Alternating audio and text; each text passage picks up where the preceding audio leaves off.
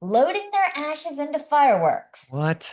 You've crossed the line between memorial service and 4th of July halftime entertainment. That's not a thing. Oh my God. Ladies and gentlemen, please direct your attention skyward as Frank explodes over Lake Erie and the entire metropolitan area. What was the first graphic to ever grace the front of a license plate? A windmill in 1918 in the town of Amsterdam. B, a soybean in 1926 in the state of Nebraska. C, a potato in 1928 in the state of Iowa. Or D, cherry blossoms in 1918 in Washington, D.C. The most famous cases involve parents paying postage and effectively treating the trip as partial transportation because it was cheaper than train fare. I mean, why book a train when you can just put stamps on juniors' heads? If it fits, it ships, right? Well, did you ever find a light? No, but my eyes adjusted a little. So I see this big king-size bed in the middle of the living room, three guys, two girls naked, asleep, all intertwined. I look up and there's a dude in the hallway. He's dressed as a frog. I said, "Hi, I'm supposed to meet Pete Cunningham." Frogman looks at me and he says, This is the Snaggletooth Rock and Roll Podcast.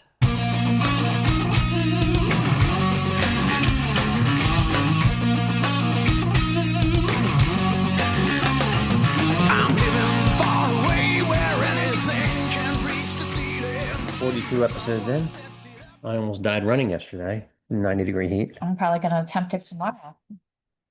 90-degree heat running 4 miles. I remember like the third mile, I started thinking, dude, they're going to find you on this person's lawn. What are you doing?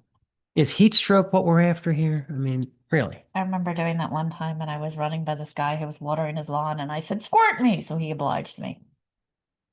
It helped for about 5 seconds. Yeah. Well, in the meantime, we're going to talk about Putting the fun in funeral. Back when I was young, funerals were a dark, sordid affair. Men in suits, women in black dresses, uber smelly flower arrangements that made everyone's eyes water, so we all looked like we were about to cry. And I'll tell you what, you couldn't create a less kid-friendly environment than room 3 at Ruck's funeral home. At least we got to hear the priest try to sum up someone's life that he barely knew, while mispronouncing the name several times. Frank was a wonderful man. You can tell he has no idea who Frank was. He was a beloved family man. Safe bet. It's like a fake psychic grasping for the lowest hanging fruit. You ever notice the embalmed person never looks like themselves? They got under that heavy coat of makeup that I assume was administered with a paint roller. People say, doesn't he look peaceful? And I would think, I think a shellacked is a better word for it. Worst part, adults would make you kneel down next to the casket and say a prayer. Mine was always the same in my head. Please get me away from this corpse. Please don't let him open one eye. Oh, get me away from this corpse. Did I just fart? Wait, was that him? I took my son to the funeral of a great aunt.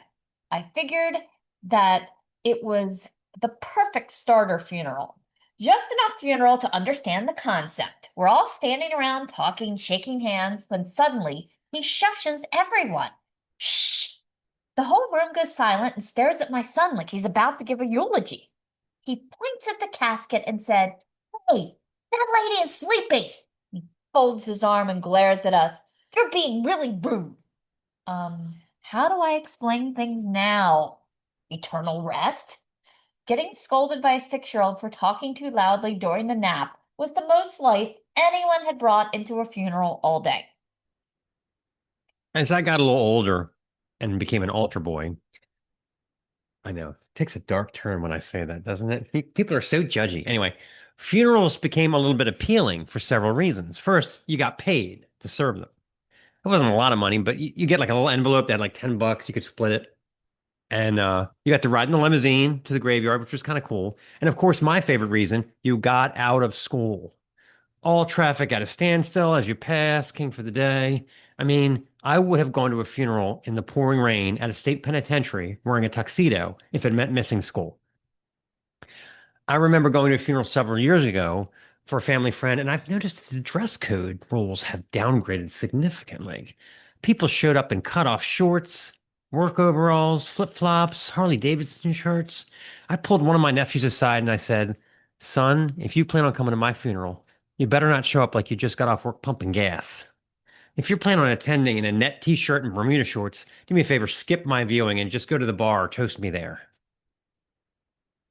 Now families want celebrations of life instead of solemn gatherings.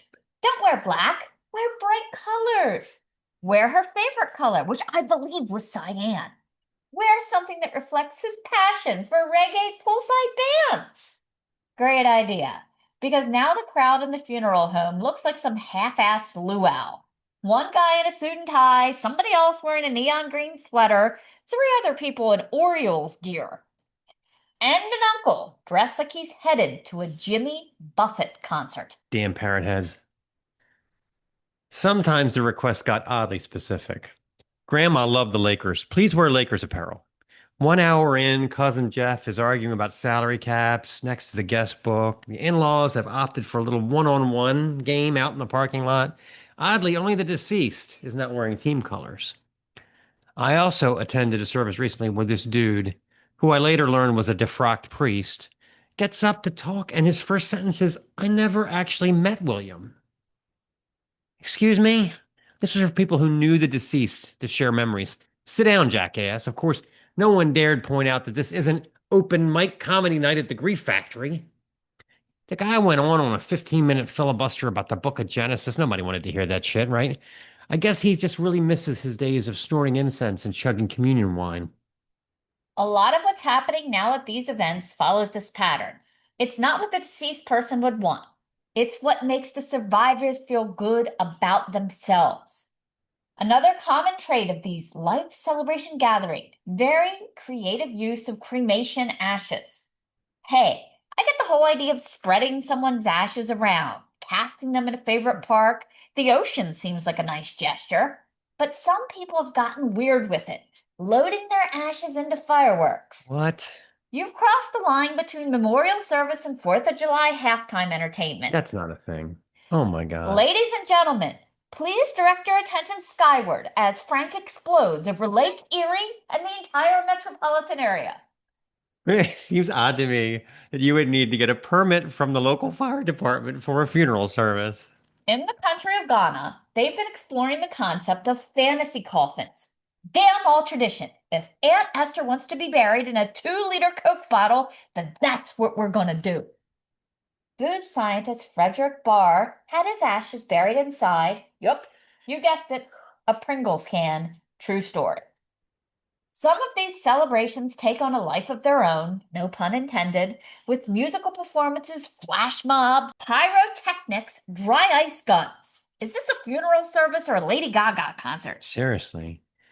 Okay, after the second trampoline act, Cousin Bill's excerpts from the Music Man performance, and Uncle Tony's magic show, I thought a version of Perry Cuomo's Somebody Up There Likes Me, performed by the Family Dogs, would be a nice touch. I mean, she always said the Beagles were talented.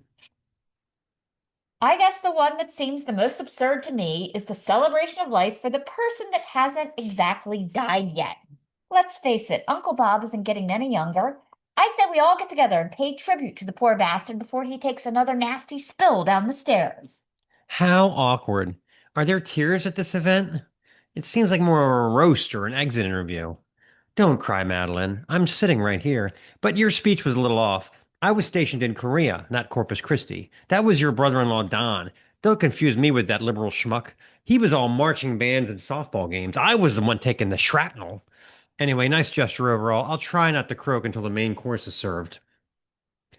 All right, you want to talk about a feature interview? Our feature interview this week is with Kurt and Rosey Armstrong of the Austin, Texas ska punk band Hans Gruber and the Diehards. Honestly, this is one of our best exchanges to date. Hell yeah, it is. We get into the history and bizarre formation of the band done completely out of spite. What it's like touring with an ever-changing horn section. Fascinating. And we even get an answer to the question, is there money to be made as a mariachi band?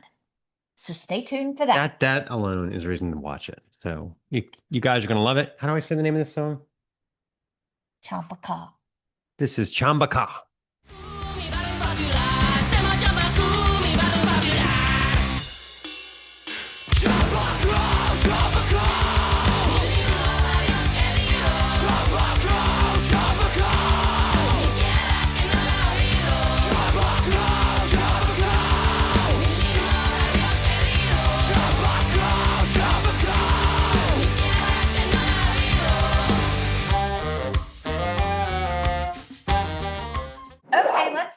Hope for the Day. It's a wonderful charity seeking to eliminate the highest risk factors of suicide through outreach, mental health education, and community action. Social media affects different people in different ways. Influencers would have you believe that life is a sunny stroll across the French Riviera in a size 0 bikini. Ain't Pina true. colada in hand. No. But that is not the way life works. They might be doing a stunning maternity shoot and then fighting behind the scenes. Everyone has problems. Everyone has insecurities. That's right. If you or anyone you know has ever been in that dark, lonely place where all hope seemed lost, please check out one of the links to the resources Hope for the Day offers below in the show notes. Proactive suicide prevention means starting the conversation on mental health before it adversely affects our lives. And always remember, this world is a better place because you are in it. Patreon update. Okay. So I finally did it. The official Blind Beer Taste Test Part 3 just went up last week. You got to get over to Patreon and check it out. I think we even had a cat appearance. Not unusual. I mean, $6.66 per month. What a bargain. Will Stace be able to detect nodes of frozen pizza or cherry vanilla, marijuana, and stinky Limburger? You'll just have to check out our Patreon and find out for yourself. And speaking of things that are stinky, I think it's time. Hit it! And now it's time for Obnoxious Trivia! This is a work of art Oh today. my God. I'm telling you. Very proud. Okay. Obnoxious trivia question number 1. Which of the following is true about Johnny Rotten Lydon of the Sex Pistols? This is true. It is true, yes. A, he hosted a show on the Discovery Channel called John Lydon's Megabugs. B, Patti Smith asked him to marry her so that her UK visa didn't expire. C, he contributed backing vocals to an ABBA song. Or D, he shared an apartment with Paul Weller from The Jam from 80 to 82. They all sound kind of Johnny Rotten, baby. plausible. Problem. I'm gonna say D. He shared an apartment with Paul Weller. That sounds. I'm sorry, that's incorrect. Oh, He had a show on the Discovery Channel called John Lydon's Megabugs. He actually had 2. I forget what the other one was. Yeah. wow. I Yeah. really thought that was the least. Discovery Channel loved it. Yeah. John Lydon's Megabugs. Weirdly, it didn't take off. Let's ask John Lydon about these bugs. Okay. Number 2. According to an article on BuzzFeed.com, what is the number 1 most homosexual animal? Most homosexual. Gayest animal. Okay. Okay. A, pigeons that build same-sex nests. B, bottlenose dolphins, known for sessions of anal sex that can go on for hours at a time. C, group horn sheep, an animal whose favorite pastime is genital licking. I read that as Groupon shrimp, by the way. Groupon sheep. Group horn sheep. I know, but I read it as Groupon, like the Groupons you You get. can get sheep with a Groupon. Yeah. This sheep came at a great price. Yeah. Or D, giraffes, because homosexual activity far outweighs heterosexual activity in the herd. The gayest animal on earth. And it's not Vladimir. It would be bottlenose dolphins because dolphins are very aggressive sexually. I've seen it when we were by a dolphin captive thing in Mexico. Really? Yeah. They were You start after humping your leg or something? No, they were just after each other all the time. And the one broke surface and there was this huge dolphin penis. I was like, ah. Yeah. I'm sorry you had that, but the answer is giraffes, D. God. Yeah. There's almost no heterosexual activity going on. It's amazing that they even continue because all the same sexes are fucking each other. Anyway, you're not having a good day so far. All right. Number 3. Which of the following fact is actually true about hot air ballooning? A, the first hot air balloons tested in 1783 had a payload of 2 monkeys. B, during the Civil War, Abraham Lincoln established the Balloon Corps. C, a hot air balloon was used in 2012 as a successful getaway vehicle for 2 bank robbers in Austria. Or D, King Louis XIV's first balloon flight in France ended with him getting stuck in a tree for several hours. I think D I heard about. I think that's correct. There really was a Civil War balloon corps. We only had 7 balloons. And then the Confederates said, oh, yeah, fuck you, we're going to have one. And they only had 2. So it was for surveillance because it's so quiet. Because they didn't have drones back then. I Okay. guess that's the way they used to do it back in the, Civil War era of Maryland Death The Fest. Civil War ballooners. Yeah. Send a balloon up instead of those lovely drones. Okay, number 4. Oh, What was God. the first graphic to ever grace the front of a license plate? A windmill in 1918 in the town of Amsterdam. B, a soybean in 1926 in the state of Nebraska. C, a potato in 1928 in the state of Iowa. Or D, cherry blossoms in 1918 in Washington, D.C. The first graphic on a license plate. This is important stuff. This will be forgotten Go in back 10 a minutes. long time too. I wouldn't have thought they would have had graphics on license plate in any of these dates. So I'll go with the latest one, a potato in 1928. You got one right. Very Oh good. my God. Very good. The Nebraska one was a red herring, but yeah, very good. Okay, yeah, that was Iowa was they were they were the pioneers. Let's put a potato on the license plate. Let's be kooky. Yeah. All right, 1 for 4. Not great, but also not bad. It's because I picked the last date because I couldn't believe It's it. been obnoxious trivia. John Lydon had a Discovery Channel show about big bugs. Didn't know he was into insect lore. Johnny Rotten. These big bugs are a problem. Anyway. Okay. It's time for our Snaggletooth, and this is called Going postal. Ever notice those white mail bins the post office uses? Plastic and nondescript, but apparently the postal folks are very protective of them. Each one says, unauthorized possession can result in a $1,000 fine and up to 3 years in jail. 3 years in jail. Kind of aggressive penalty for using a lidless plastic bin, wouldn't you say? Okay, hypothetically speaking, let's say you're at a party and you see one filled with ice and cans of beer. Should you call 911, tackle the host, Yes. make a citizen's arrest? The image of a SWAT team crashing through the hedges because Uncle Bob is chilling Natty Light in a government-issued mail tub seems a tad heavy-handed to me. Meanwhile, the real criminal mastermind is slyly using one of the mail bins down the street as a planter box, thinking, they'll never take my tomatoes alive. Everyone knows the boys in blue are dead serious about no non-mail items can be placed in the mailbox, with their proposed fine of up to $10,000, which again, they're very excited. It seems we should point out the Post-a-Nut program run by the Molokai Postal Cooperative in Hawaii. Visitors can buy a coconut, decorate it, write the destination address directly on the shell, apply postage, and mail it without a box. The administration of these fines, it reminds me of like the airport where they're like, a salad, $25? Is that what people charge? Like they just don't know. $10,000 fine. It's like they have no idea what things cost. No. Anyway, the coconut essentially becomes its own package. A lost dog paper shoved in a mailbox without postage? Potential federal violation. Hairy tropical fruit with someone's address sharpied onto it? That's a big aloha, people. When the U.S. parcel post system was introduced in 1913, it dramatically expanded what people could ship. A handful of documented cases occurred where children were sent through the mail system, usually traveling short distances and often under the watchful eye of mail carriers who already knew the family. I encourage all of you to listen to the Velvet Underground song, The Gift. You'll never take this stuff seriously again. The most famous cases involve parents paying postage and effectively treating the trip as partial transportation because it was cheaper than train fare. I mean, why book a train when you can just put stamps on juniors' heads?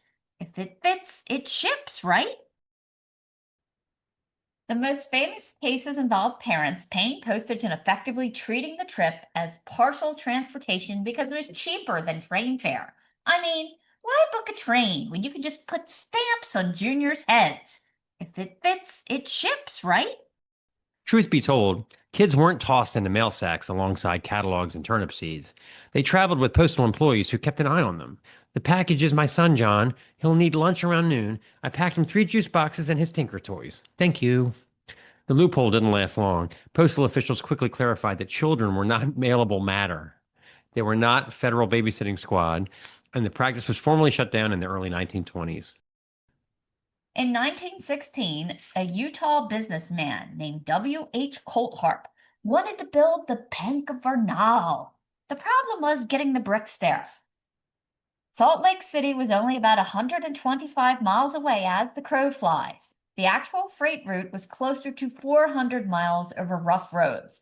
Private freight companies wanted to charge a fortune, roughly 4 times the values of the bricks themselves.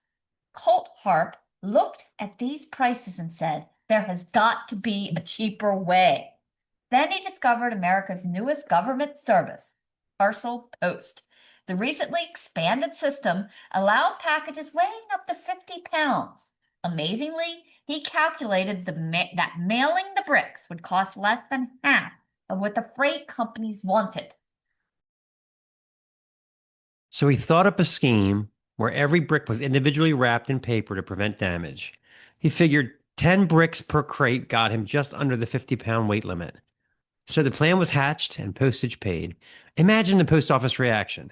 Day 1, interesting, someone mailed bricks. Day 2, weird, more bricks, another heavy mail day. Day 3, why are there still bricks? My back is killing me. Day 4, dear God, he's mailing the building.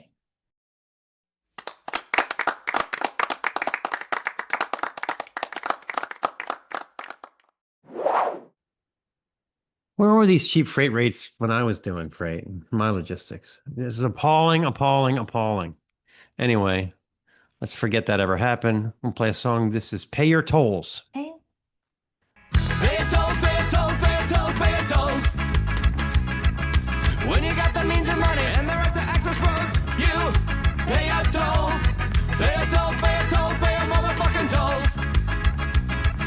Watching as we all sit idle, traffic is just not your style. You gotta pay your tolls. Private rich kid, special privilege. On public roads, I don't know, I'll make less money, so All right, let's talk about Home Chef.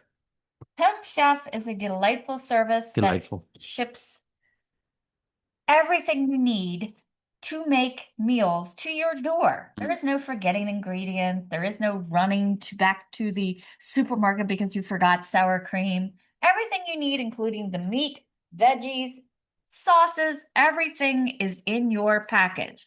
We made this one this morning. It's fantastic. It was a Tex-Mex Is there any more? quesarito. There's some chicken and rice left. Okay. I'll have to get you more. I'll hit that later. Have to get you more tortillas because 10 o'clock tonight, I'll hit that. Yeah. This was really great. It actually even contained a pan to cook in, so you didn't even have to wash the Really? pan. Yeah, it gave you a little pan to cook in. Wow. So it included peppers and onions. I added my own jalapeno because why not? Think outside of the recipe card. On here, you get very specific directions, as you can see, with exactly how to make it. I also went out a little outside the box and added bacon because why not? This one. Coming up soon, we are trying to lose weight here, and some of us are succeeding a little bit. Some are not. This is a deconstructed beef cheeseburger. So basically, it's a cheeseburger with all the fixings and none of the bun. Even though we got buns, just in case. Kind of wiped it out. Okay. All right. Also, we have a 1-sheet goat cheese pesto chicken. We love pesto here. Again, everything is step by step. Even We eat it so much they have to call pesto control. they do. Mm. We've become rather big pestos here. So use your link. It will save you off your first order. We also got one of those cute little cookie skillets. I So- think. At Please don't eat it, Mark. least there's only one cookie. Yeah, that's what they all say. Okay. It's time. Okay, time for Collecturbation. This week we're going to talk about Rational Animals album, Bock Rock Parade. Aristotle was an ancient Greek philosopher and polymath back in the 4th century. While he's known for things like inventing formal logic and scientific categorization, not to mention tutoring Alexander the Great, he also had quite a few theories that were, let's just say, dead wrong. For example, he opined that men have more teeth than women. This, of course, is not true, and it always seemed puzzling to me that maybe after a couple of glasses of wine, why wouldn't you address the issue? Victoria, dear, can you come here a minute? I'd like to count your teeth. It gets worse. He made the bold statement once that children are healthier if born in the wind. So if you're a March-born Pisces or Aries, or the entire population of Chicago, prepare to outlive the rest of us. Looks like us, baby, we were born in the wind. I don't think that's right. Finally, and perhaps my favorite, Elephants suffering from insomnia can be cured by rubbing their shoulders with salt, olive oil, and warm water. And it sounds like you're getting ready to cook them. Right to sleep. Apparently, Alexander's war pachyderms had a lot on their mind. Still not sure how he arrived at this remedy when a glass of warm milk and an episode of Kimmel surely would have done the Jimmy trick. Kimmel puts me to sleep in 5 minutes. Sleep-deprived elephants aside, the band Rational Animals formed in the early 2000s and eventually became associated with the excellent crop of hardcore bands from Buffalo, New York, releasing strong records, along with Brown Sugar and the Fucking Hot Lights. After a handful of EPs and singles, the band dropped its first full-length back in 2011. The justifiably goat-themed Bock Rock Parade, released on vinyl only, consists of 8 songs, most in the 4 to 5 minute range. It's a noisy, angular collection of zigzagging tempos, Bruce Loose adjacent vocal yowls, and copious taffy twist guitar exercises from lead and rhythm man Will Machi. The band's sound is downright disorienting on the first listen. Rips are panicky and dissonant, subject to fall-away moments that showcase the golden tone of bassist Rich Dijon.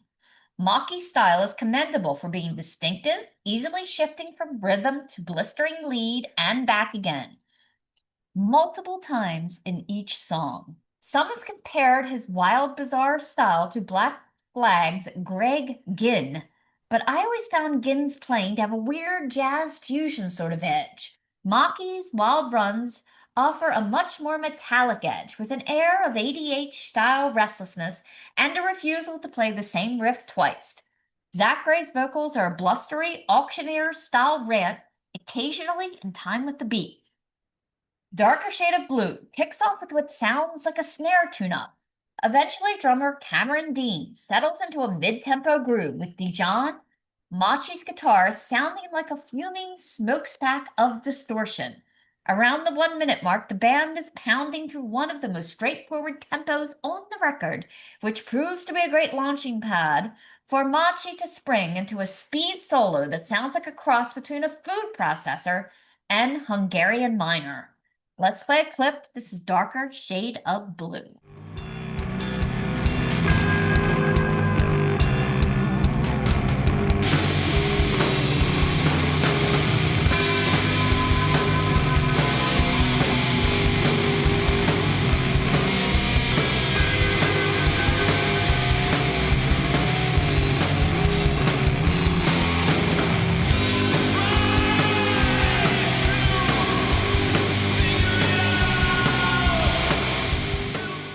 Toy Box rips out of the gates on a filthy bass lick that goes on for a while, Machi drawing asymmetrical shapes and countrified clucks sometimes at the same time. Close to the halfway point, he moves into crunch mode with possibly the album's finest riff experiment. Gray counters with a signature bray, open your eyes, then shut your pretty mouth. You're down in the toy box and you can't get out. It's diabolical from both a lyrical and musical standpoint, one of those moments where everything sounds like it could fall apart at any moment. The whole thing culminates in If Only You Could Hear Me Now, kicking off with a dirgy, flipper-adjacent bass line, soon enhanced by some atonal scribbling that eventually settles into a Melvin-style riff. Vocals tumble out in a spoken word pattern. Now I'm acting pretty funny and my friends just can't ignore. When they find me in the morning, passed out on the floor. It's the longest and most hypnotic track on the record, sticking stubbornly with its lumbering groove, peppered with all manner of weird guitar flash over the top. Sadly, this unique band called it quits years ago, playing its last show Christmas of 2012, but the members have remained active. Machi has been active with his band Big City since 2013, and drummer Kemgren Dean has been involved in several projects, most notably opening up his online Mondo shop, which distributes everything from multicolored vinyl movie soundtracks to Godzilla action figures and everything in between. So, until next time, ponder the fact that Rational Animals may be the coolest thing ever associated with Aristotle, wind-blown births aside notwithstanding. So go grab a copy of Bock Rock Parade, and don't forget to count your wife's teeth tonight. Let's play a song. This is Toy Box.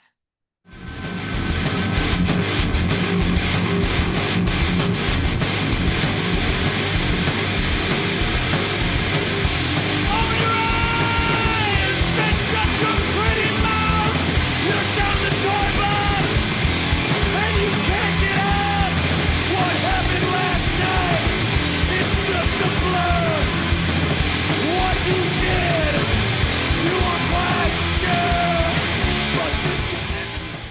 Interesting to me. This was our great chat. I knew upon first listen I had to know more about Hans, Gruber, and the diehards, and these two did not disappoint. Ken and Rosie, I love the fact that they called themselves Zappa Corps. That was perfect. It's a lot of Zappa talk. Zappa. Yeah. You'll love it. You'll love it. Take it away. So I kind of love the story about how you kind of became a ska band, ironically, because you ran into a booker that was like, I don't book ska bands. So you're like, well, we're going to become one. Yeah. And I'll let you kind of walk me through how that decision kind of came to be. And Well, so the other three people who started the band with me, and I'm the only one left standing, we all liked ska. It's just not what we set out to do. We were trying to make a punk band. We had ska influences. I think we had like, kind of like how in the mid 90s, every like punk band had like a ska song. That's kind of what we were like, is we had a ska song, but we were a punk band mostly. In fact, we leaned a little bit more towards hardcore when we started. And this club called Beerland, which they're no longer with us, which is, that's happening everywhere in Austin. Yeah. We emailed them, and whoever was running the email just was like, yeah, we don't book ska bands. And it was like we responded, and it was like, we were looking at what we said in the email, and we said we were a punk band with like some ska influences. We didn't say we were a ska band. And so our drummer at the time emailed back, and he's like, well, like we aren't really a ska band. It's like, well, let's put it this way. We don't want mountains of upstroke guitar. And I was like, wow, what an asshole response. Where it's like, on one hand, it's like, I get it, it's not your thing, but you could be polite about it. Yeah. But we decided, well, if we ever get booked there, let's write a bunch of ska songs. And sure enough, that's what we did when we got booked there. It was out of pettiness and spite, pretty much. Like, I love it. I love it. And like, my wife Rosey is our sax player now, and so we had got her to learn some songs. We have a horn section, and it kind of stuck, and we sounded better with a horn. So we're like, all right, well, I guess we're a ska band now. Yeah. Yeah. yeah, it's like, I was thinking, like when you made that decision, were you like, where do we get horn players? Do we like invade a like band camp summer somewhere? Or do we hold auditions? Or Yeah. look for a Fortunately, mariachi band?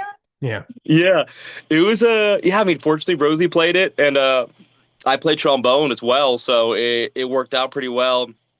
When and funny enough, like Rosey had actually joined another coincidentally ska band in town that was all in Spanish, and I joined it as well later because I wanted to keep my trombone chops up. They're called Los Curados, but like it's that funny. We had a little bit of a entrance into the ska scene because of that, and even Wilder was an entrance into the Spanish-speaking ska world, which is completely different than the English-speaking world. It doesn't have the same kind of connotations that happened in the American ska scene. So you'll have these wildly big bands that are ska bands, or these wildly big bands that like ska is just another genre you play. So it's the idea of, you might be a cumbia group, but you have a ska song because it's just another thing in your wheelhouse. It's just another genre. Right. And I think it's interesting that in the United States, if you play ska, you're a ska band, even if you majority don't. But going into Mexico and Central South America, it's not the case. So I don't think it's wild. We've probably interviewed 100 different bands over the course of this show, and I don't think anyone's ever said the sentence, I had to keep my trombone chops up. So congratulations. Well, it's First time for everything. Yeah. It's a specialty instrument, I guess, that in the right places, it serves a purpose. Yeah. Definitely. Interesting. Yeah. It's like it was either probably that or saying join a marching band. I don't know. Yeah, there's a couple. I've been meaning to try to hit up some people in town because there's a couple of kind of pan Latin groups that I might be able to go play horn for that are probably going to pay better than everything else I do. But uh, it Texas is an interesting place because, for example, a sousaphone is an instrument that you wouldn't imagine being very important, but when you get into the all the border states, like if you're a sousaphone player, you can just make a fucking killing because like all the banda, all the stuff, like mariachi, like you're getting not mariachi Right. is left, it's gonna be banda more. Like they're a specialty instrument, and if you play it, everybody wants you in their band because you need it. Because like, and it's That's what a great. fascinating world to interact with because I didn't grow up that way. I grew up in Colorado, and it wasn't as common to have that. But now it's just that thing. You meet someone where they're like, "Oh yeah, I play sousaphone professionally," and it's like you're like, "Oh, that's a good career." Like, I wish I would have picked that up instead of trombone. I'd be making money. Right. Because somewhere there's a band going, if only we could get a half decent euphonium player, then we would Yeah, have the sound. And then you find yeah. the guy. Right. It's a what a wild world. It's funny. Yeah. I recommend Zappa's biography because he talks a lot about um, comparing rock and roll band to symphony orchestra because he did both. Yeah. And he talks about how most bass players are failed guitar players, and in the classical world, most viola players are failed violin players. So there's like a parallel there. It's fascinating. Yeah. And it's also that's so wild because it's a running joke in the rock world, but like if you were to go into like the jazz world or the funk, and tell a bass player, "Oh, you're a failed guitar player," they're like, "I run the band. Like I am the band." Like Yeah. It definitely depends on the genre. Right. no, but Exactly. Yeah. I think that's funny because those parallels are true, but it's also Yeah. interesting to see where it doesn't work. Right. That's Right. cool. Yeah, Frank Zappa also said no one loves a bass solo. I love bass solos. Give me that any. Me No, too. what he Me said too. was Oh, he said to his bass player before they went out on tour, he said, just remember all the world hates a bass solo. So don't go on for 13 minutes. sabotage line any day of the week. Yeah, but I'm good with it. not for 13 minutes. Nobody wants to hear Uh, that. it's funny. I think one of the best compliments we got once is someone called a Zappa core. Mm, And that was yeah. I liked that compliment. I was like, I'll take that one. Oh yeah, totally. Yeah. Unless it means that we're unapproachable and will not You smoke too much. Yeah. yeah. Yeah. I remember he was always so cool. Like I remember I stayed up to watch him because he was going to be on Letterman, and he came Yeah. out with his own ashtray smoking. And I just thought there was something so cool about that. I don't know. Yeah. Like I've Yeah. never seen anyone do that on a talk show, like Yeah. What a wild time. He's a character. Yeah. Cool. Anyway. So, who originally came up with the Die Hard angle, and were there any runners up like Thelma Louise and the Lawbreakers, or maybe let's I see, like Marty McFly and the hoverboards? Right. I like the Thelma and Louise one. I'm about to steal that one. That's a good one, yeah. Yeah.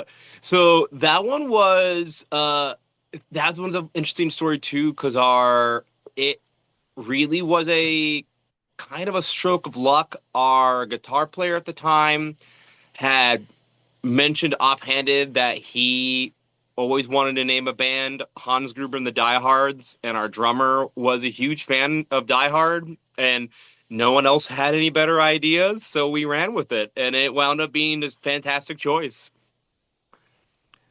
It's funny. I was telling Stace, I've seen Young Frankenstein about 10,000 times.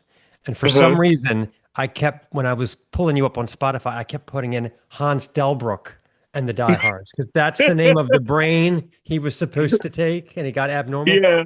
And I'm like, fuck you, Spotify. This is a band. What's going on? And then I finally realized I was putting it in wrong. I always joke that so technically the first person that dies in Reanimator is named Hans Gruber. Okay. And so I've thought about just starting to tell interviews when I get that question that's why we're named it, and just kind of run with it and just be Yeah, like, yeah, yeah, he had a pretty hard death, so I figured, it would work. And yeah. Yeah. I like that. I like that. Yeah. Everybody you talk to, give them a different story. I think that's great. Keep oh, them 100%. guessing. It's great. Yeah. Yeah. Hmm.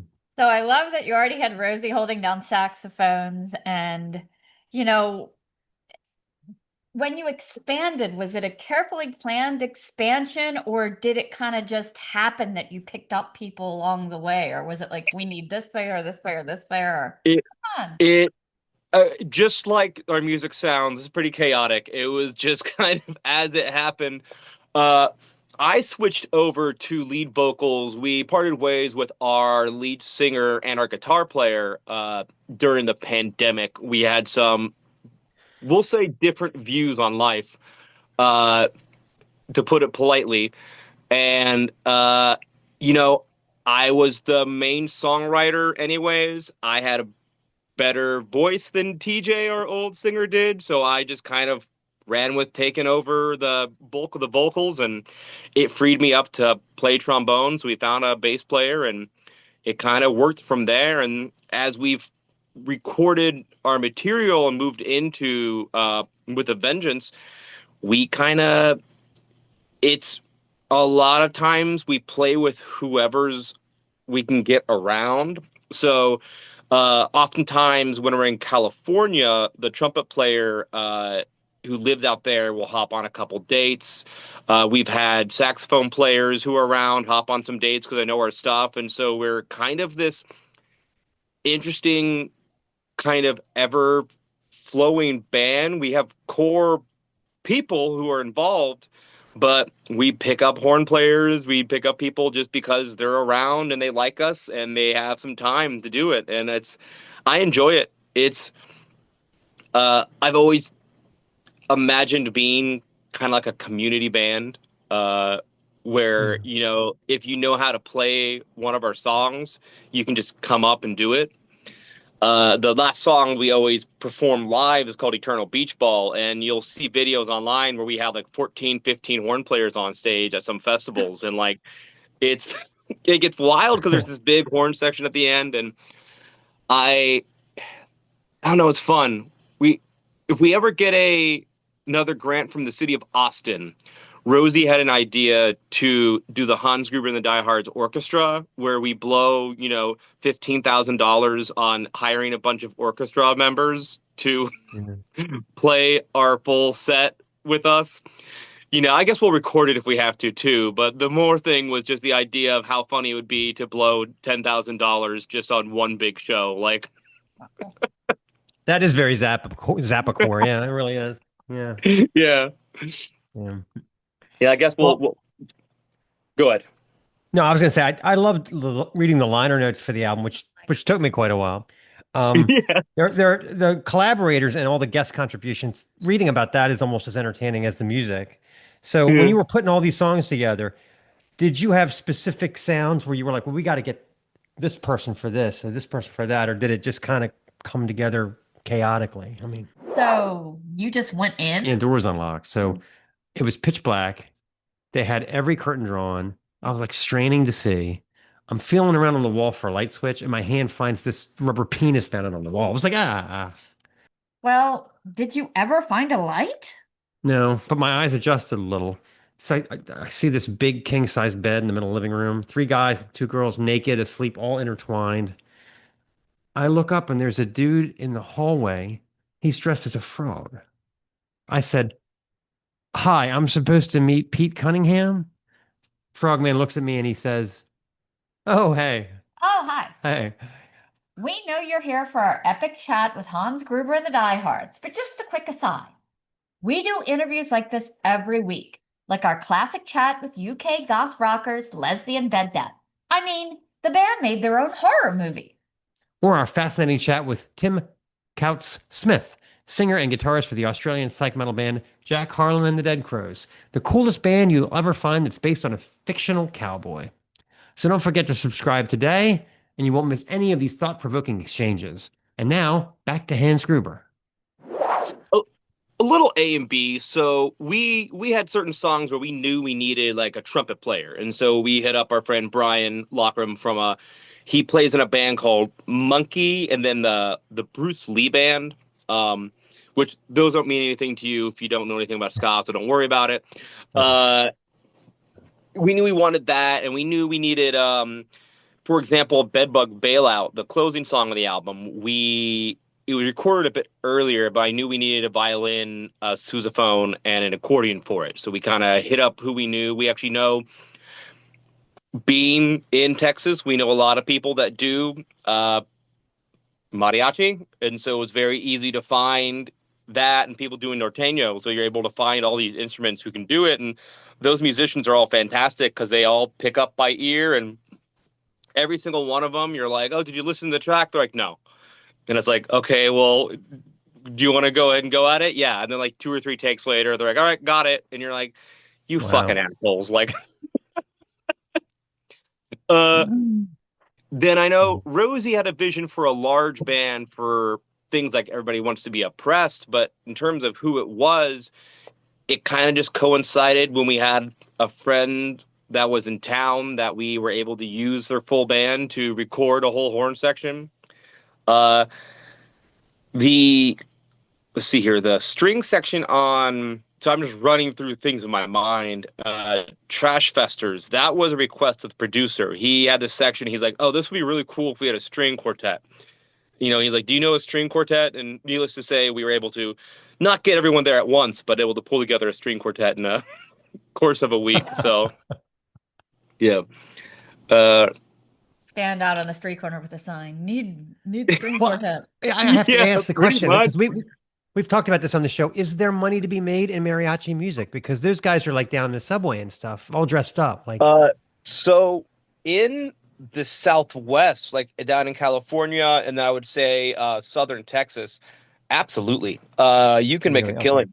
Okay. There are people who do it professionally. That's their main job. And you're gigging probably, 3-4 nights a week. Wow. Okay. Sometimes at restaurants, sometimes at private parties, and pays up and down. But I have friends in town that actually the violin player that played on Bedbug Bailout, he passed away, but he was in a mariachi. That's how I first knew him. I knew his Mhm. father a bit better, but he was in a mariachi. Like, we would go to parties at his father's house, and he would show up like after they got off gig, and the whole band's in there, and so everyone's playing in the living room. And then 2 hours later, the cumbia group gets off, and they would all show up, and they're all in the living room playing, and it Oh, was these wow. wild parties. But yeah, there's money. Okay. Like I said, I chose the wrong genre. I picked ska when I was, fucking child, and apparently I should have waited a few years, figured it out. Yeah. I wish you had been there to tell me that back in time when I was in elementary school picking my instrument, because I was like, violin, and now I know I was wrong. Yeah. Yeah. Yeah. Or you're just in the wrong place. If you would have been in Southern California, you would have made a killing being the blonde girl in a mariachi. Okay. It's regional. It's regional. It's regional. It's regional. Right. It's like accordion players. People think it's funny, but there's regions where you're playing polka or you're doing the norteños, and like, man, you fucking just make bank. Oh, well, I believe that. We were just talking on the show last week. We interviewed a band from Monterrey. I used to have to go to Monterrey, Mexico pretty regularly for work. And every time they always had the pavilion after 5 o'clock. And every night the activities degraded to drunk people, karaoke. Every song sounds like the chicken dance on accordion. And they're like, this song is about a man who has his heart broken, but then the Lady of Guadalupe appears, and then of course they do the sign of the cross. I mean, and everybody knows every word to these songs. It's crazy. Like, it was really like a sociological experiment thing. I was just like, what is going on here? Well, and I think it's interesting to, when you don't grow up around that music, how we don't have the ears developed to notice these changes. It's the idea of like, if you don't grow up listening to punk, and I play you two punk bands back and forth, you're probably sitting there and saying, I don't know, it's an angry guy yelling. Like, Right, it yeah. sounds the same.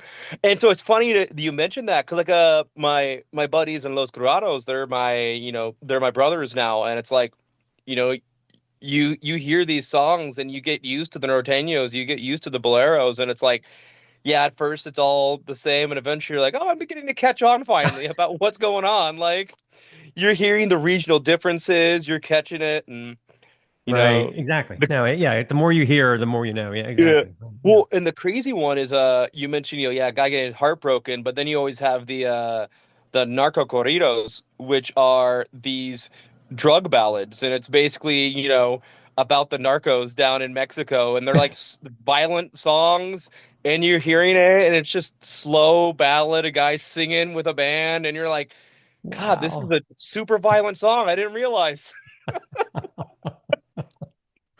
Oh, that's funny. I do Yeah. love that you have things in your liner notes. I don't know what beer salt is. I was cracking up at that. I love how you have spoons. God, what was it? A Dremel? I had a D3. Yeah. I know what that is from Hammers of Misfortune. But is there any instrument like a didgeridoo you would be like, no, never? As long as it served a purpose, I would say yes to all of them. I think Mhm. that that's the um there's a beauty in limiting your sound to a specific set of instruments. And you can make some beautiful, interesting art saying I'm only doing this. Uh, but there's this maximalist approach. It's that Frank Zappa approach where it's like Right. he used bizarre things in his music. He found places for it. And especially when you're entering the rock world, I think that it's fun to use instruments people wouldn't and have to make them re-examine and say, oh, I didn't think about the fact that you can do rock like this. You can add this instrument in. Uh, Beer salt, just so you know, is a generally flavored salt. Lime's the most popular that you put on the top of beers that helps salt and lime it. Uh, the way we describe it is it makes any shitty beer great. Okay. So, so if you're at a club and you're stuck around a bunch of PBRs and you have some beer salt, they're fantastic. Yeah. That's Well, I have a challenge for you because I have Go always ahead. contended that the clarinet is the shittiest thing to put in a rock song. And I think a lot of this has to do with, Thai clarinet. I think it's because of Supertramp for the most part. But anyway, so if you can find a way to weave a clarinet in and have it not sound like Kenny G, then It there's your it's challenge. It's funny you mentioned that because actually, clarinet was the one instrument that we wanted on a couple tracks that we just didn't have a clarinet player to You do. didn't know a guy. You didn't know a Yeah, guy. yeah. I think we finally met one after we released the album, so now we're gonna have to add it in. I actually love clarinet. It's an instrument that uh I listen to a lot of, especially when you get into that New Orleans style jazz, and then Right. you get into like klezmer or Eastern European music, there's a lot of clarinet around. And I actually think it's a fun instrument, but I understand in rock where it's like, yeah, trying to find a place for it. I'll do it. And then, I'll send the track to you and you'll say, all right, you did it. Thanks. Yeah. There's your challenge. Yeah, it's interesting. There's a death metal band from New York called Imperial Triumphant, and Okay. they wear like masks and stuff. They have the whole shtick, right? Well, they happen to be in a studio with Kenny G, so he's Oh, actually yeah. on a Yeah, couple of their tracks. Oh, Um, wild. I saw him yeah. listed. So that was the last album. So then this latest album they put out, I said in my review, I said. No, Kenny G, what death metal am I going to listen to at the dentist? Like, Imperial Triumphant. I'll have to go look this up. Like, I'm gonna yeah, write yeah, this down. That yeah. sounds The latest album doesn't have Kenny G, but the one before does because they just happen to be in the same studio together. Yeah. So, I mean, why it, couldn't Kenny G have been next to you guys? That would have been oh helpful. my gosh, can you it imagine? would have been what it's what a that's an experience that doesn't happen as much as it used to. Like being in a studio and having other bands around and they just wind up on a track because they're there. Yeah. Like that's because, I mean, keep bringing up Zappa, but because he's the man of the hour. There's a fun story about they were next to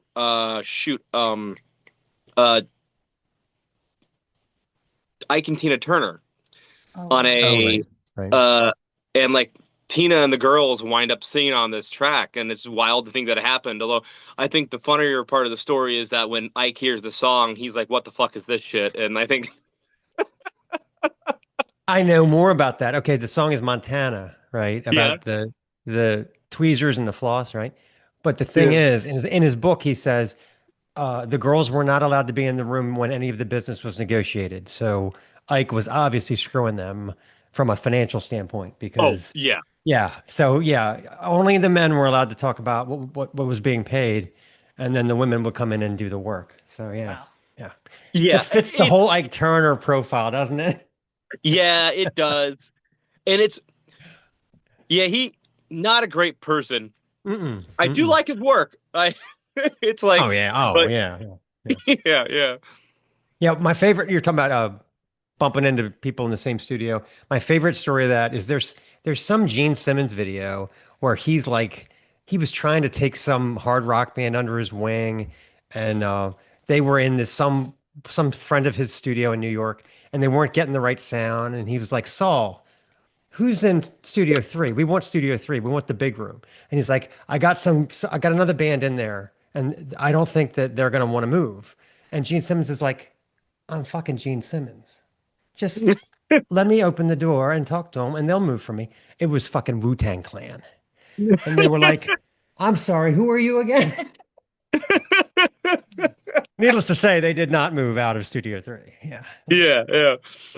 But just the That is funny. arrogance, oh, I'm Yeah, Gene yeah, Simmons, Yeah. yeah. They'll move, and it's like the fuck I won't. Like I paid for Exactly. this. That was great. Yeah, I'll never forget that. Yeah. Hmm. That's funny. I love the story that most bands spend 6 months posting studio photos, singles, countdown clock before an album drops. You guys just kicked open the door and was like, here's the record. Yeah. I mean, a lot of bands tease it for months. Did you decide Yeah. the surprise was just more fun or just the way you wanted to go It- about it?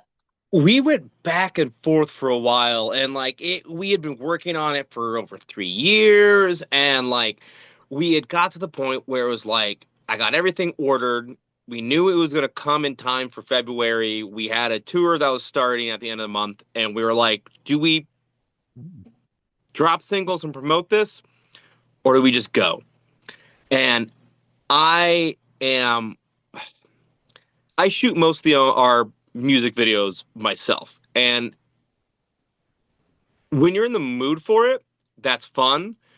But when you have to do it to promote, it's a chore. And Right. I think that I can boldly speak for a bunch of bands that it really sucks that the album's not the focus anymore. It's like all this fucking bullshit social media around it. You have to promote it with, talking on the goddamn that influencer bullshit. I can't. Those videos drive me crazy. I I know. cannot do Don't. the. I totally agree with you. I can't say. I'm like, this is not this. People making the videos making fun of the influencer starting to get on my nerves. Yeah, Yeah, it's not yes, content. Yeah, and it's one of those things. Like, and I'm old. I get it. That's probably why too. But I think that we're all tired of having to fight for attention, and it's not that I'm not going to do the work to try to show off my stuff, but also there's a certain point where it's like, how much is this helping?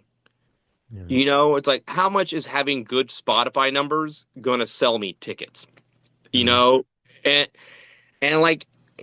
it helps a bit, but if you talk to, I think, a lot of club owners, they want to know how many people you'll bring through the door. They don't want to know how many listeners you have on Spotify. They don't want to Right. know how many people they have. It's like there are countless bands that don't have the stream numbers, but like they're like, yeah, I can guarantee you, 150 people in Detroit, and that's all the club cares about. They're not. Yeah. Yeah, I don't know. Which is Plus my old Spotify, man rant, though. Spotify is like the ultimate gatekeepers too. And they you have no idea who is actually streaming, where those numbers are coming from. You can't contact, you can't have a dialogue with those Yeah. people. It's Well, ridiculous. Yeah. Yeah, and then you also get into like your you get for a while playlisting was all. Playlisting is how you made all your money. That's how, you got your name in the hat, and it was gate kept by people who'd made playlists. But as you probably know now, a lot of the playlists are getting AI spread onto Right. it. And so the question Right. is, how much is anything helping anything anymore? And when you're a small artist, you're like, well, I guess computers are taking everything from me, and I'll just deal with it. Well, I mean, but seriously, you bring up a good point. So, all right, most of the people that listen to Spotify are what? Teenage girls, right? And they don't give a shit about, a struggling band trying to survive. They don't care about that stuff. They just want to hear that same Billie Eilish song over and over and over again, right? And there's How- there's how- nothing wrong with that. Well- To emphasize, yeah. Well, I mean- I did it with "Don't Stop Believing" when I was a kid. Yeah, but it was a Yeah, cassette yeah. that I kept, backing up. So I mean, I know I was there too at some point. But here's the thing: if they start replacing, I mean, Spotify, they're not stupid. If they can generate through AI Billie Eilish and Taylor Swift type music on their own, that'll be zero cost for them. So then that means that they're going to start pushing away the human artists. I mean, I don't think that's very far away. Oh, no, not at all. And there's a book I read. Oh shoot, I wish I remember the name of it. And it came out, I think, last year. And so they were talking about how they were already, prior to AI infiltrating everything in music, they were already hiring people to write these songs that fit the playlist that Spotify owned. Right. Well, And so this just cuts out all the humans. They Right. were for a while, like you quite literally had humans that were getting hired to write tracks. And it's wild to think that they were doing that already. It's like, and how it's not a different form of payola, I don't know, but like, clearly we could Yeah. make radio Same thing. stations not do that, but fuck, if Spotify wants to do it, it's not radio. They can do whatever they Right, but I want. mean, yeah, the 14-year-old girl, you can't argue and say, but this isn't a real artist. They don't care. It sounds good. That's all they care about, So Yeah, and it's like yeah. What this is Rosey, by the way. hi, Got home from work. Mark and Stace. I'm gonna go see if I can twist the camera. there you So go. we can Okay. get her in here. Oh, okay. All right. Oh, let me. No.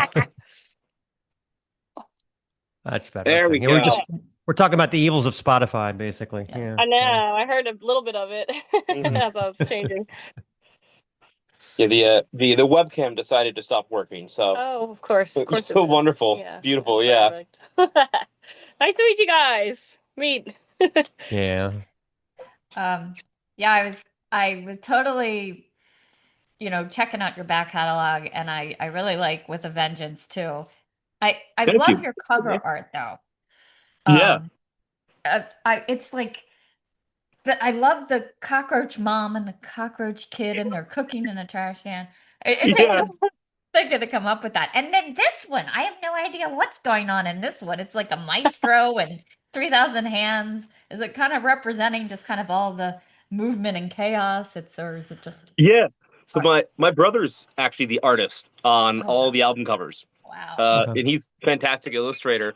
And so on this one in particular, we gave him the songs and the lyrics, and we're like, all right, just go at it, like make what you want. And so he kind of imagined, this conductor with a lot of hands going. And if you look at the bottom of him, he's a guillotine as well, which represents the social messaging and the the class Class messaging struggle, that we have yeah. in the songs. So Yeah. he kind of pulls things together, and we're like, oh, holy shit, Kyle! Like, Yeah. Yeah. the album art's almost better than the album. It's Showing us up, man. you're not supposed to make Yeah. it that good. Yeah, my brain went right to Looney Tunes because I saw the bull yeah. from the Gullah Bull, and then the one cartoon with the conductor where he he puts his glove up, and the guy, Oh, you know, Leaves the glove he up. leaves the glove. Yeah, I don't know. That's kind of like ground zero for where my brain goes. Yeah. Well, and I I love mean, that. it 100% fits with that whole mentality. I mean, if the opening track isn't Looney Tunes, I don't know what is. Like Yeah, that sonically, yeah. sonically, like Yeah. it hits a. What I love about the opening track is we start with just like punching the audience in the face. Is like you're listening, and there's no breath, there's no anything. It's just the sonic wall of like I think there is. Let's see here. We recorded. Let's see how many horns are there. It's sousaphone, tenor. There's two tenors. Yeah, two tenors because we had sousaphone, and then we had the odd advantage with a trombone, a tenor, and a trumpet. And then we did your trombone and my tenor later, but then you also did trombone again with two other people Yeah. as like a little trombone thing. Did we already do the sousaphone? And then we did the flute. And the sousaphone. I think I did the sousaphone. Anyway, 10 at least. So 9 or 10, and that may have been doubled as well. We may have And taken. then Brian's trumpet Oh too. my God. Oh yeah. Yeah, So, yeah. And it's like, another trumpet. and it's like, and so it is an orchestra of instruments, and I think there's a whole percussion section going on behind it too, Yeah. and My God. You And got then 144 tracks in Pro Tools or whatever, right? Yeah. yeah. Our producer was crying at the amount of tracks. That's for sure. It's funny because I remember when we didn't initially think we'd start the album with that one. I don't know what we thought we'd start with, but we were just like, oh, maybe that'll be like end of, side one, or maybe the end of everything. Like, but I don't remember who, we just never thought it'd be the first one. But it was funny when we were listening back to like mixes, especially like in the studio with the really big speakers, It was like, God, it's the end of it's almost like too much. Like it's almost too much sonically. There's so much going on, especially when you really crank it up. It's like, oh God, you kind of want it to stop almost because it's like it's just, but it doesn't last that long. So it's like, I don't know. I think it's kind of a fun effect. And then Yeah. we've gotten some fun feedback as well. There was someone who I think she didn't know us except for like an ad or something because I don't know, like for a show. And then she was like, oh, what is this? And she was like, dude, when I heard the first song, I was like, these guys have no chill. Like, okay, I'm okay with that. Oh, I like that. No chill, no sense of chill. chill. That's great. I like that. Yeah. Well, if I were to bring a contemporary social message into it, I could argue that there's no time for chill in our current age, right. especially Yeah. in the United States. So Yeah. Nope. Yeah, I think you guys will appreciate this. I remember this story. I forget where I heard it, but someone was saying that like the Glenn Miller Orchestra was traveling, and this was like, obviously decades ago, and they had to land their plane. They had plane trouble, so they had to land their plane in like a field, and they were like 5 miles from where they were supposed to land, right? So you have this huge orchestra, and you got French horn players and trumpet players, and they're all carrying their shit, and they're all dressed up, and then it starts to rain, so they're walking through the rain, right?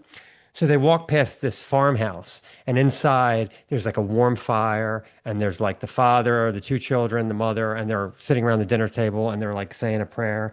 And one of them looks in the window and goes, "How the hell can people live like that?"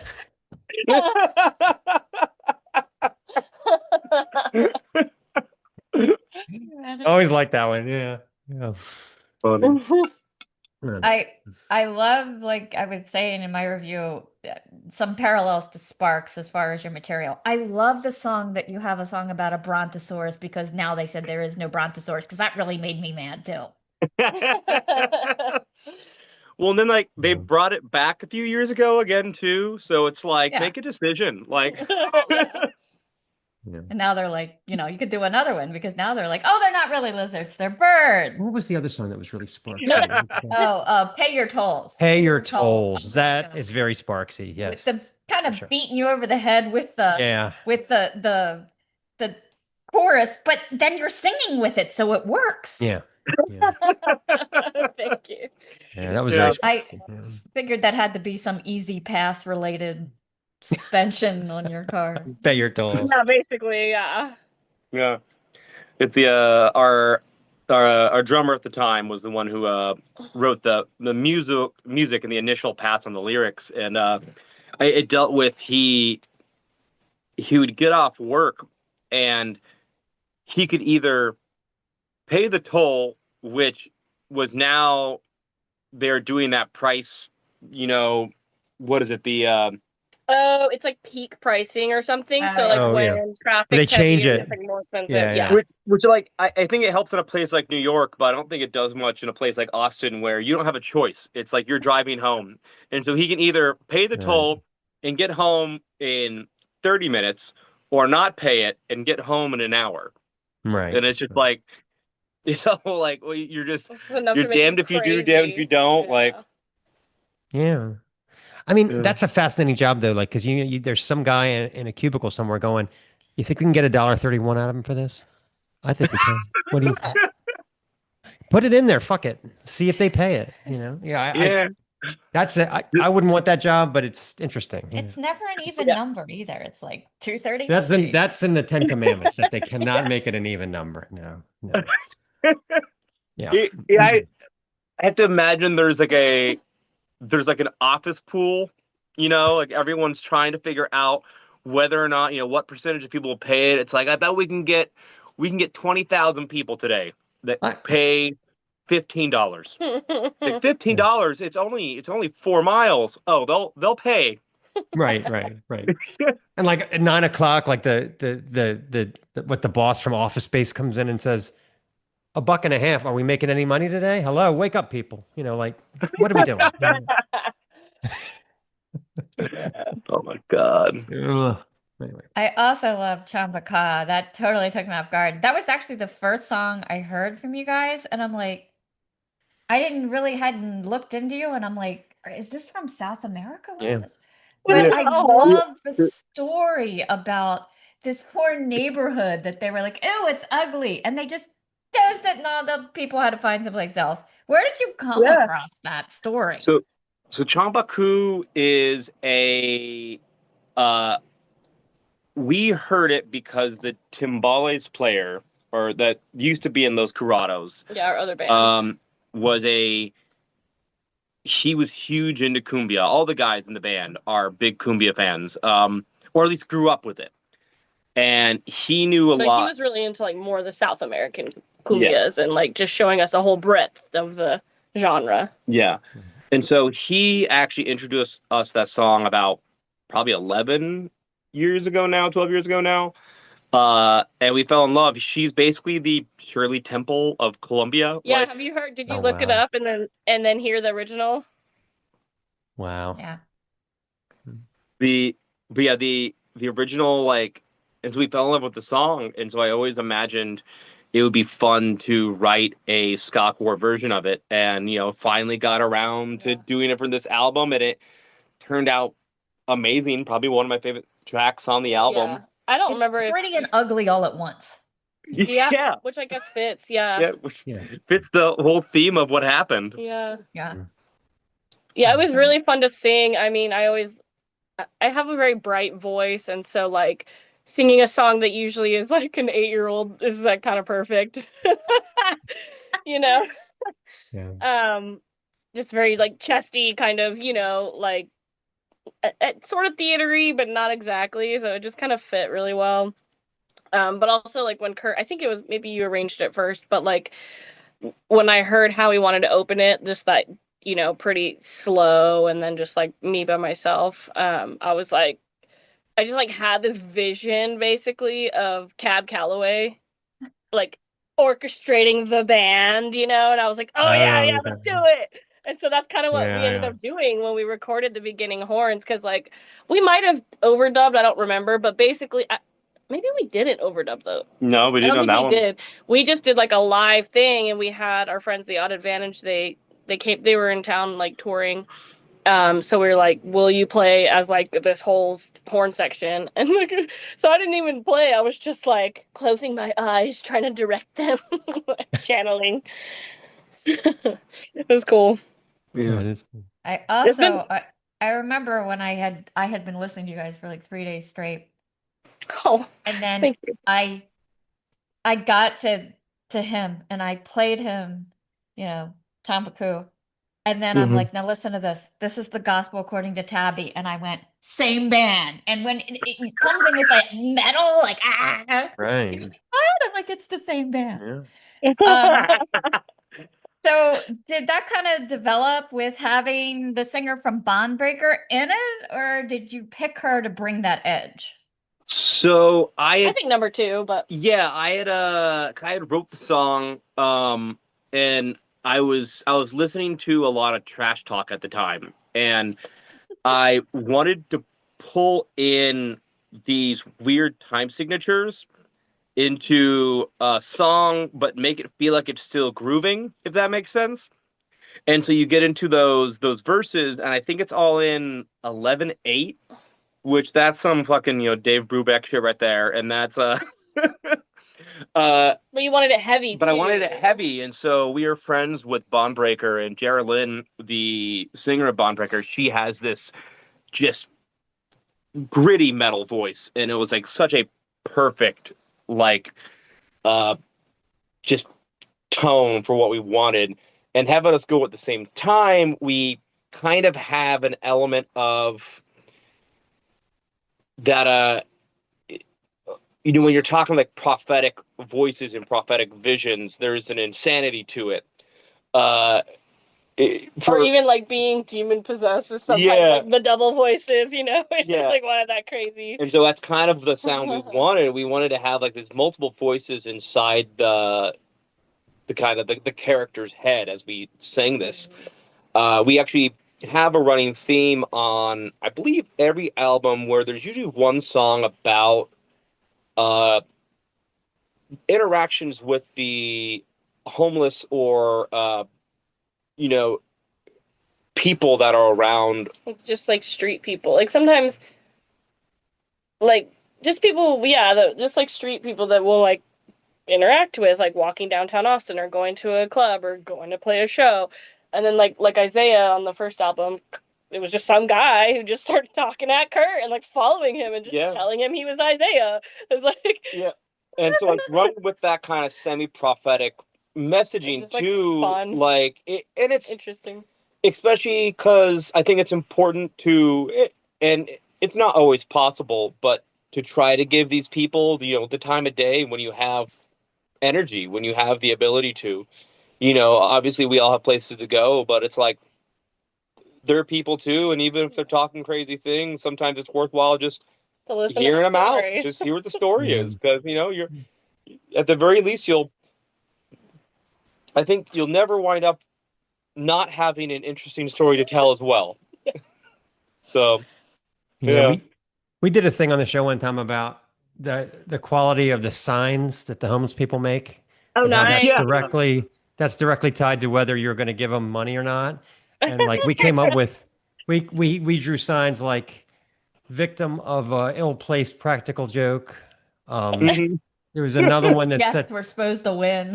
everyone said the Jets was a surefire win. You know what I mean? Like, and the thing is, like, I can't remember any of the other ones, but they were all like that, And I didn't know what to do with them, so I went. We're based in Baltimore. On my way to work, I just left them on a park bench. I thought, here you go, Mazel Tov. Maybe you guys can use these.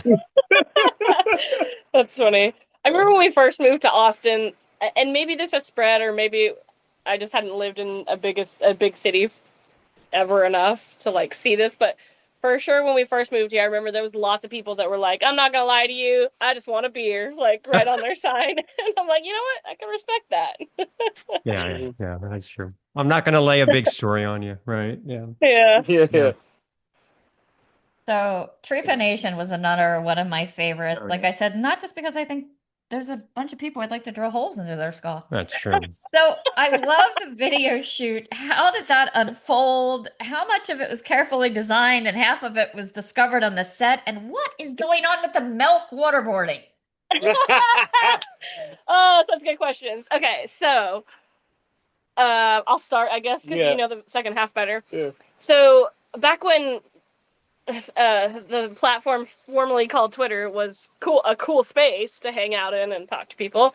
I don't know how it came up, but somebody who was like, one of our fans was like, dude, I was trying to learn some of your songs, and so I gave it to my guitar teacher and like to figure out the chords so he could learn them. And then he was like, and my guitar teacher really likes your stuff. And this is like before this album. This is during With a Vengeance. So we're like, okay, or yeah, With a Vengeance.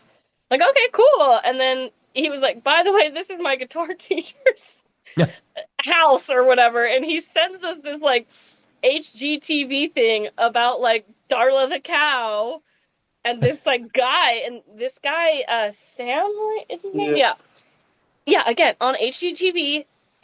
He was in a punk band back in the day, and I guess he decided, well, you know, every punk band needs a good like mascot or whatever, so he just like bought a cow and it got like shipped from like Okay. California or something to, I think, to Boston. And so I was like, this is crazy. And then I was like, you know what? If this guy likes our music, like we need to do a music video at his house. And I don't know for what song, but next time we're on tour, next time we're in Boston, we have to make it happen. And so we asked our friend Peter, and Peter was like, yeah, I bet he'd be fine. And then Sam was like, yeah, I'll do anything for the Grubers. And I was like, yes. So that's kind of how that happened. And then like it was just we were like talking about it. We're like, dude, it'd be so cool if like we could somehow like get some milk in there, because like again, our former drummer, like he loved milk. He was like a dairy guy. Okay. And so he was like, maybe we could just ask really nicely, hey, well, can we just like put some milk on there? So I was like, I'll do it. I'll ask. So I asked, and Sam was like, oh, no. We made it to like bring to parties, and we used to put beer in it. Like it'll come out the udders. Like what? We can put milk in it. So we're like, what? Oh my god. So we just kind of went crazy with it, and then I don't know. we just decided to film it, and it was so ridiculous. We're like, all right, well, we'll fit it in the video. And then I drank milk off the floor like a dummy. I don't know what I was doing. I wasn't even drunk. I was so snorting milk. What is Yeah. going on? Yeah. It's crazy. You know. Yeah, I was reliving my childhood trauma, because my parents, when I spilled milk, I'd have to like slurp it up off the. Don't waste. The second half Yeah. of it was I collected a bunch of like just stock footage and B-roll footage of people drilling holes into skulls. Which is frightening and effective. Yeah. And I edited two videos together, one with all the footage we had and the other footage, and I actually built a device that could take two RCA inputs, and you could actually affect it by going back and forth and going Like a in little between. toggle, And so we did it all on TV for the effect. like I think manually kind of. I think we shot it in the garage because the intent was to tease that we were actually coming out with an album the next day, because you could see all the records behind it. It's just the record boxes, though. It just says Precision. But no one caught it. No one got it. So my only thing in hindsight is I wish I would have just filmed in the dark, because actually it would look better. But you know, you win some, you lose some, and now it's out. And That's what a great story. You know, that's the thing. Like, so you're like at Thanksgiving dinner with relatives, and they're like, "So what you been working on?" You're not going to tell them the truth. You're going to say, "Well, I have two videos of skulls being drilled through, but I'm going to put a toggle switch in between." You know, they'll. And the reason why I say this is because I remember we actually were at a family dinner once, and they asked what we were up to. And like an idiot, I told them what I was actually doing. I said, Oh, no. well, I made a sock puppet that looks like Jack Nicholson, and I wrote a song about being afraid of the lottery. Dead. I was like, oh my, I've made a terrible mistake. Yeah. Yeah, the family didn't really get, and it was just like, more mashed potatoes, anyone? You know, like they just completely They just, like, bulldozed don't right understand. over it. Yeah. it's funny. it's the whole the more expensive things get, the closer I am to having to tell my family, you know, I might be selling feet pics soon. I can we've relate. had Yeah, trust me. Yeah, I we've can had relate. countless times where like we take a photo shoot and like my feet are out or something, like, you know, for it, and everyone online's like, you can't be just putting those online for free, Kurt. Like, and it's like, and I'm like, you're right. I'm sorry. I'm trying to build an audience. Yeah, you do what you got to do. Well, I mean, shirtless seems to be your uniform, so you're putting all that out there. That's true. Where's Yeah. your fans only? Yeah, right. Only fans, right, right. It's true, That's- dude.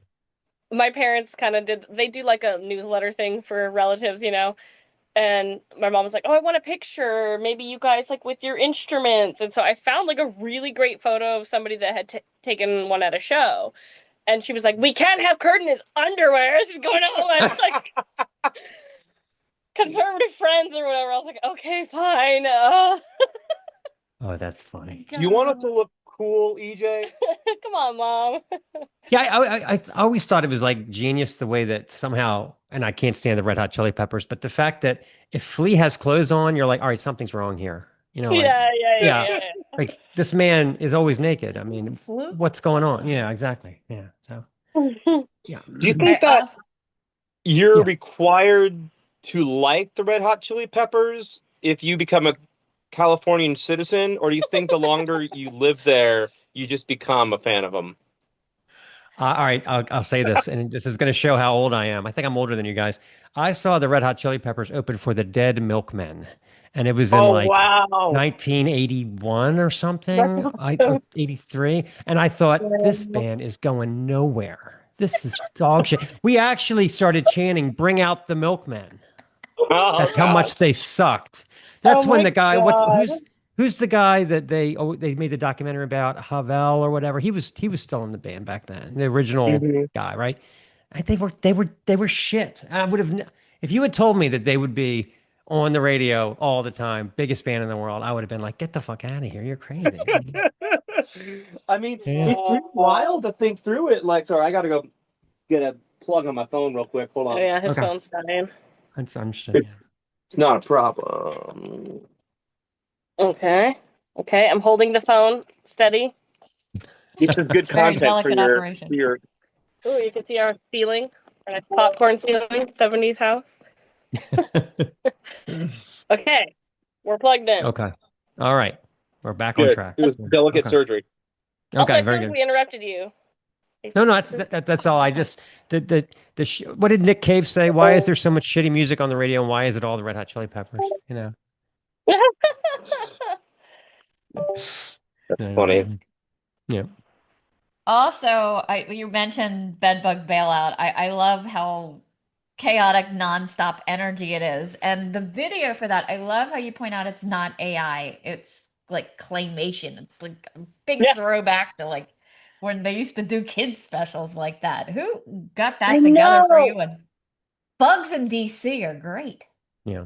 Yeah. So the guy who put it together, they're Bean Emerald or Emerald Bean. Emerald Bean Productions. And it's our buddy Ian and shoot, I forget Got his who- partner's name. We know who- Ian better. We know Ian better. I can find it. He actually hit us up because He just emailed us randomly. It was awesome. he had done videos for there's a folk punk band called Doom Scroll we're friends with, and then also Escape from the Zoo, and they're kind of another ska punk band, and he, I guess, found us because we had done shows with the two of them, and then liked our music, and he's like, "Hey, can I?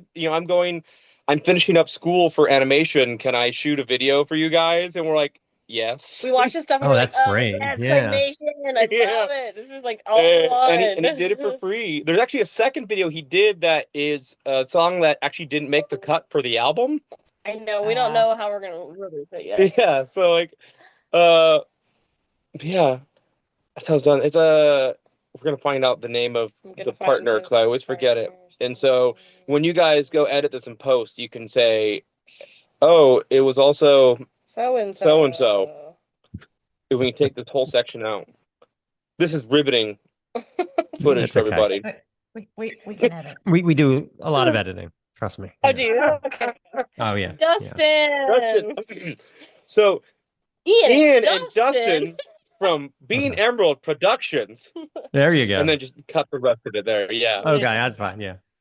Yeah, we're not like, I don't understand these podcasts that are like that they do no editing and like they're like we're really raw or we're really whatever. I'm just like, dude, editing it's a very important, like We do Let's throw in cut it. some of my bloopers Yeah. sometimes at the beginning. Last week I was doing a band review and I said a band that I've slept with.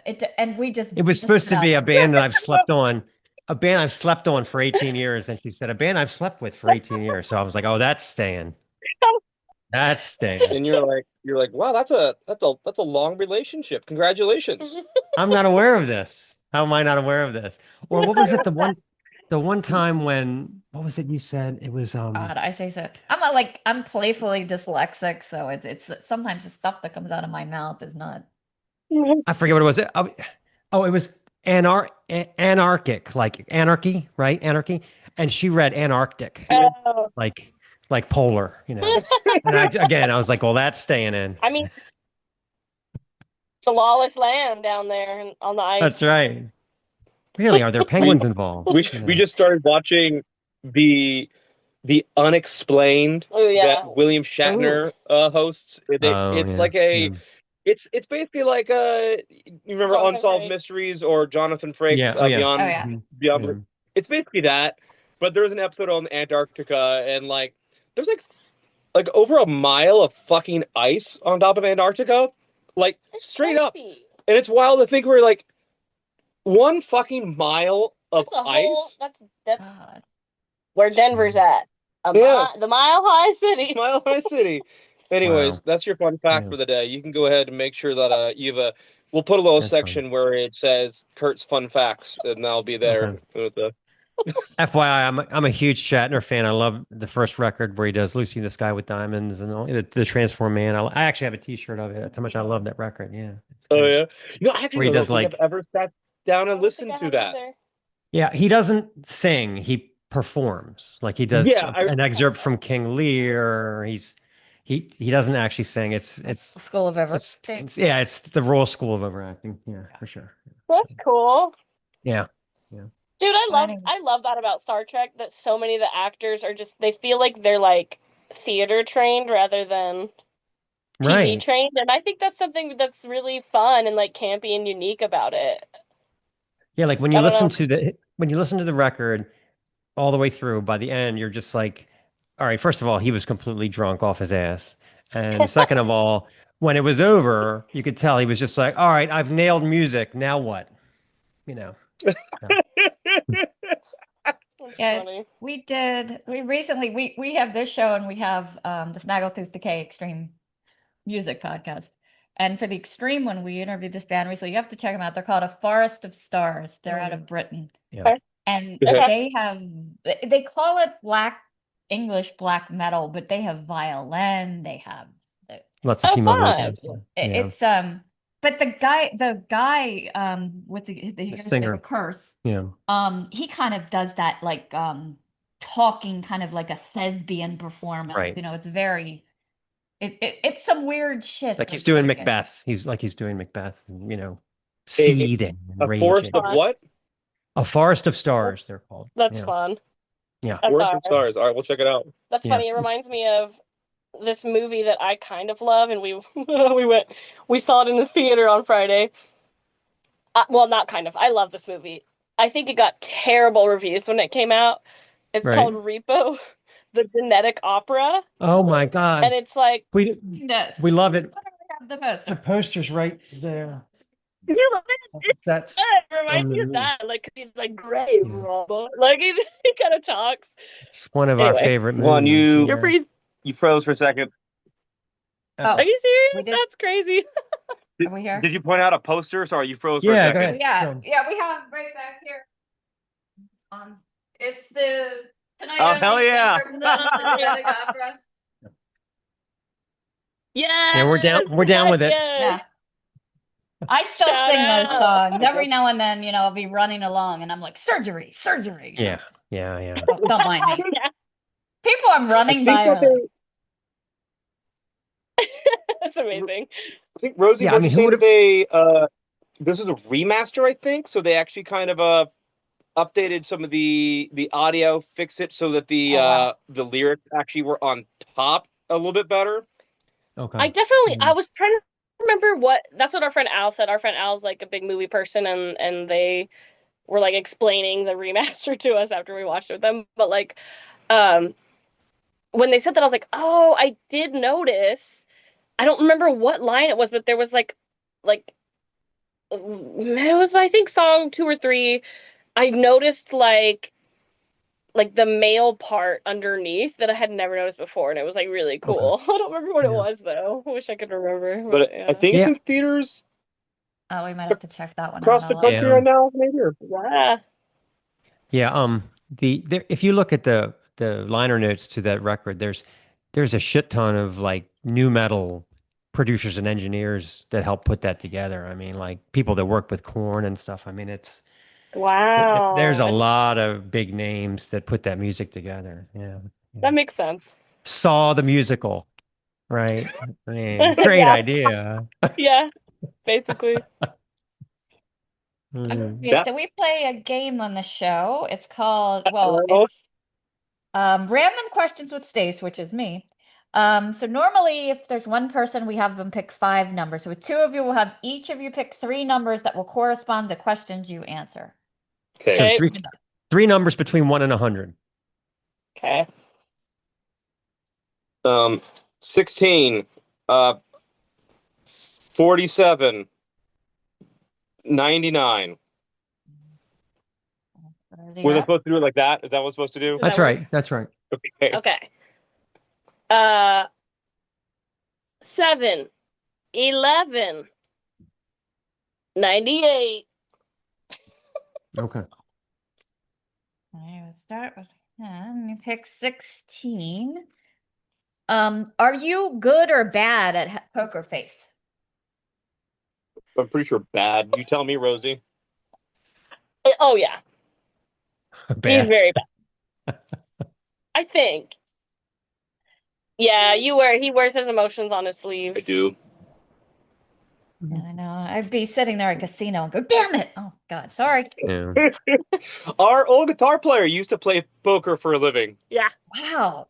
Well, he That's- still does. Well, he still does. He still does. He just- used to be our guitar player. He When- still plays poker for a living. Wow. But it turns out if you play poker, you have to make more money than ska band to have your bankroll. So anyway. Yeah, I guess if you're good at it, right? Yeah. Yeah. Yeah. I can't believe people watch that on TV, like the Texas Hold'em, and people were watching it. I'm like, you're watching people play cards? Like, okay. Yeah. He was on one that was televised, he and we had like a whole ska was in a- Discord watching him. He was in a tournament and he That's got awesome. third in the tournament. Walked away with like Wow. $42,000 or 47. Oh my God. Yeah, I know. and it was funny that's- because like I remember watching it and I was on you were on this Discord. Everyone's rooting for him. It's like money, Mike, money, Mike. He was. Well, I can see why, because you guys probably only walk away with 41,000 after one of your gigs. I mean, the man's got to do the math, right? You know, it's hard to live on $41,000 a gig, but And you picked 47. Have you ever been told that you look like a celebrity? Yeah, I used to get Seth Rogen, which I never got that one. I think it's just because I have curly hair, and that's just the generic one I got.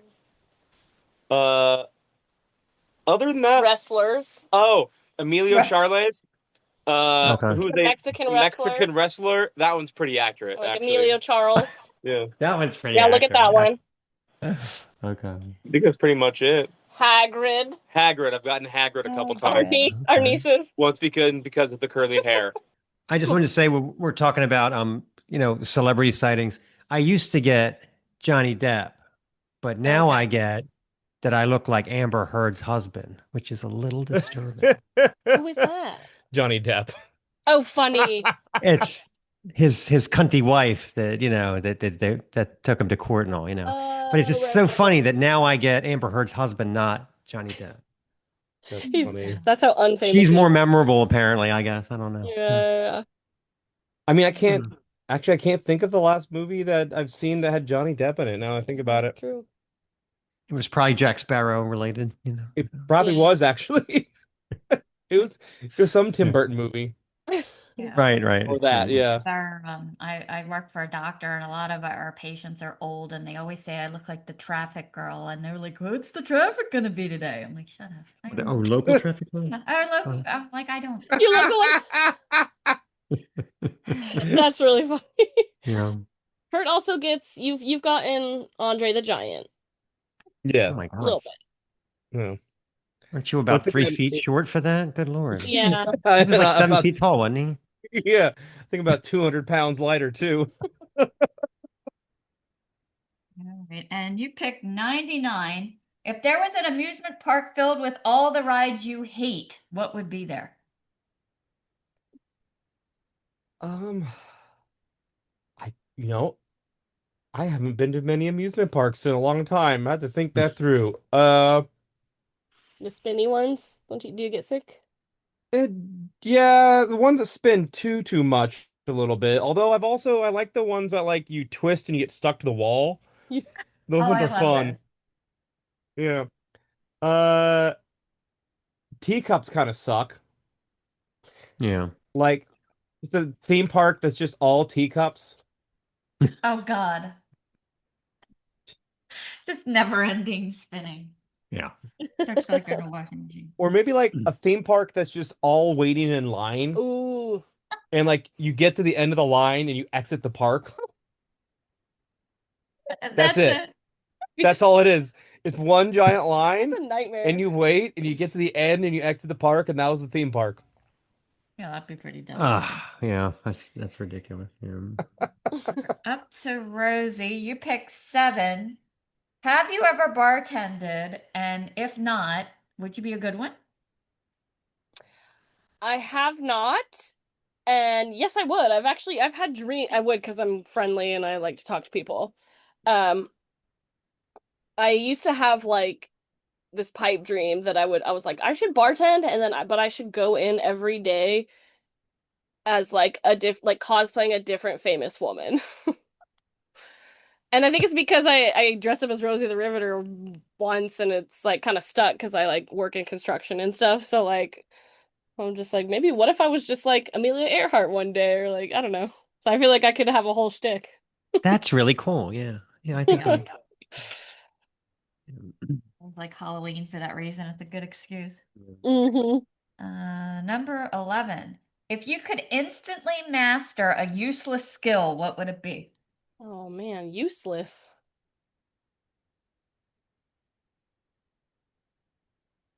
And how I Oh, that's a hard one because I had to think of what's a useless skill. I'd actually be able to fold a fitted sheet because that's pretty useful. No, I got keep mine. it down. I got mine from Lethal Weapon and from Real Genius. The making the quarters walk across your fingers. I would love that. I would love. Oh, I spent hours as a boy, never figured it out. Yeah. Yeah, I always try to do that. Yeah. Ooh, I know. Like the whistling and singing at the same time. Oh, yeah. He can do it. I guess I haven't tried that hard. Maybe I can master it. Well, Not what that about well. like the whistle where you actually like put your fingers in and you actually like Dad whistle? Yeah, That would like be cool. I don't know how to do that that would be one. cool. I would love to be able to do that. I have no idea. Yeah. And you picked 94. What was it? 98 actually. 98 degrees. What's the most ridiculous thing that you always argue about with people? Oh no, I feel like I don't know. Should I answer this? Oh, this must be good then. Yeah, let's hear I it. know. I'm like, I don't know. Is Kurt gonna do I always I love the hesitation. Yes. I always get mad at him during the show because he'll abbreviate stuff. And then when I go to read through, I'm like, are you abbreviating again? Yeah. What's this mean? Yeah. No abbreviating. Yeah.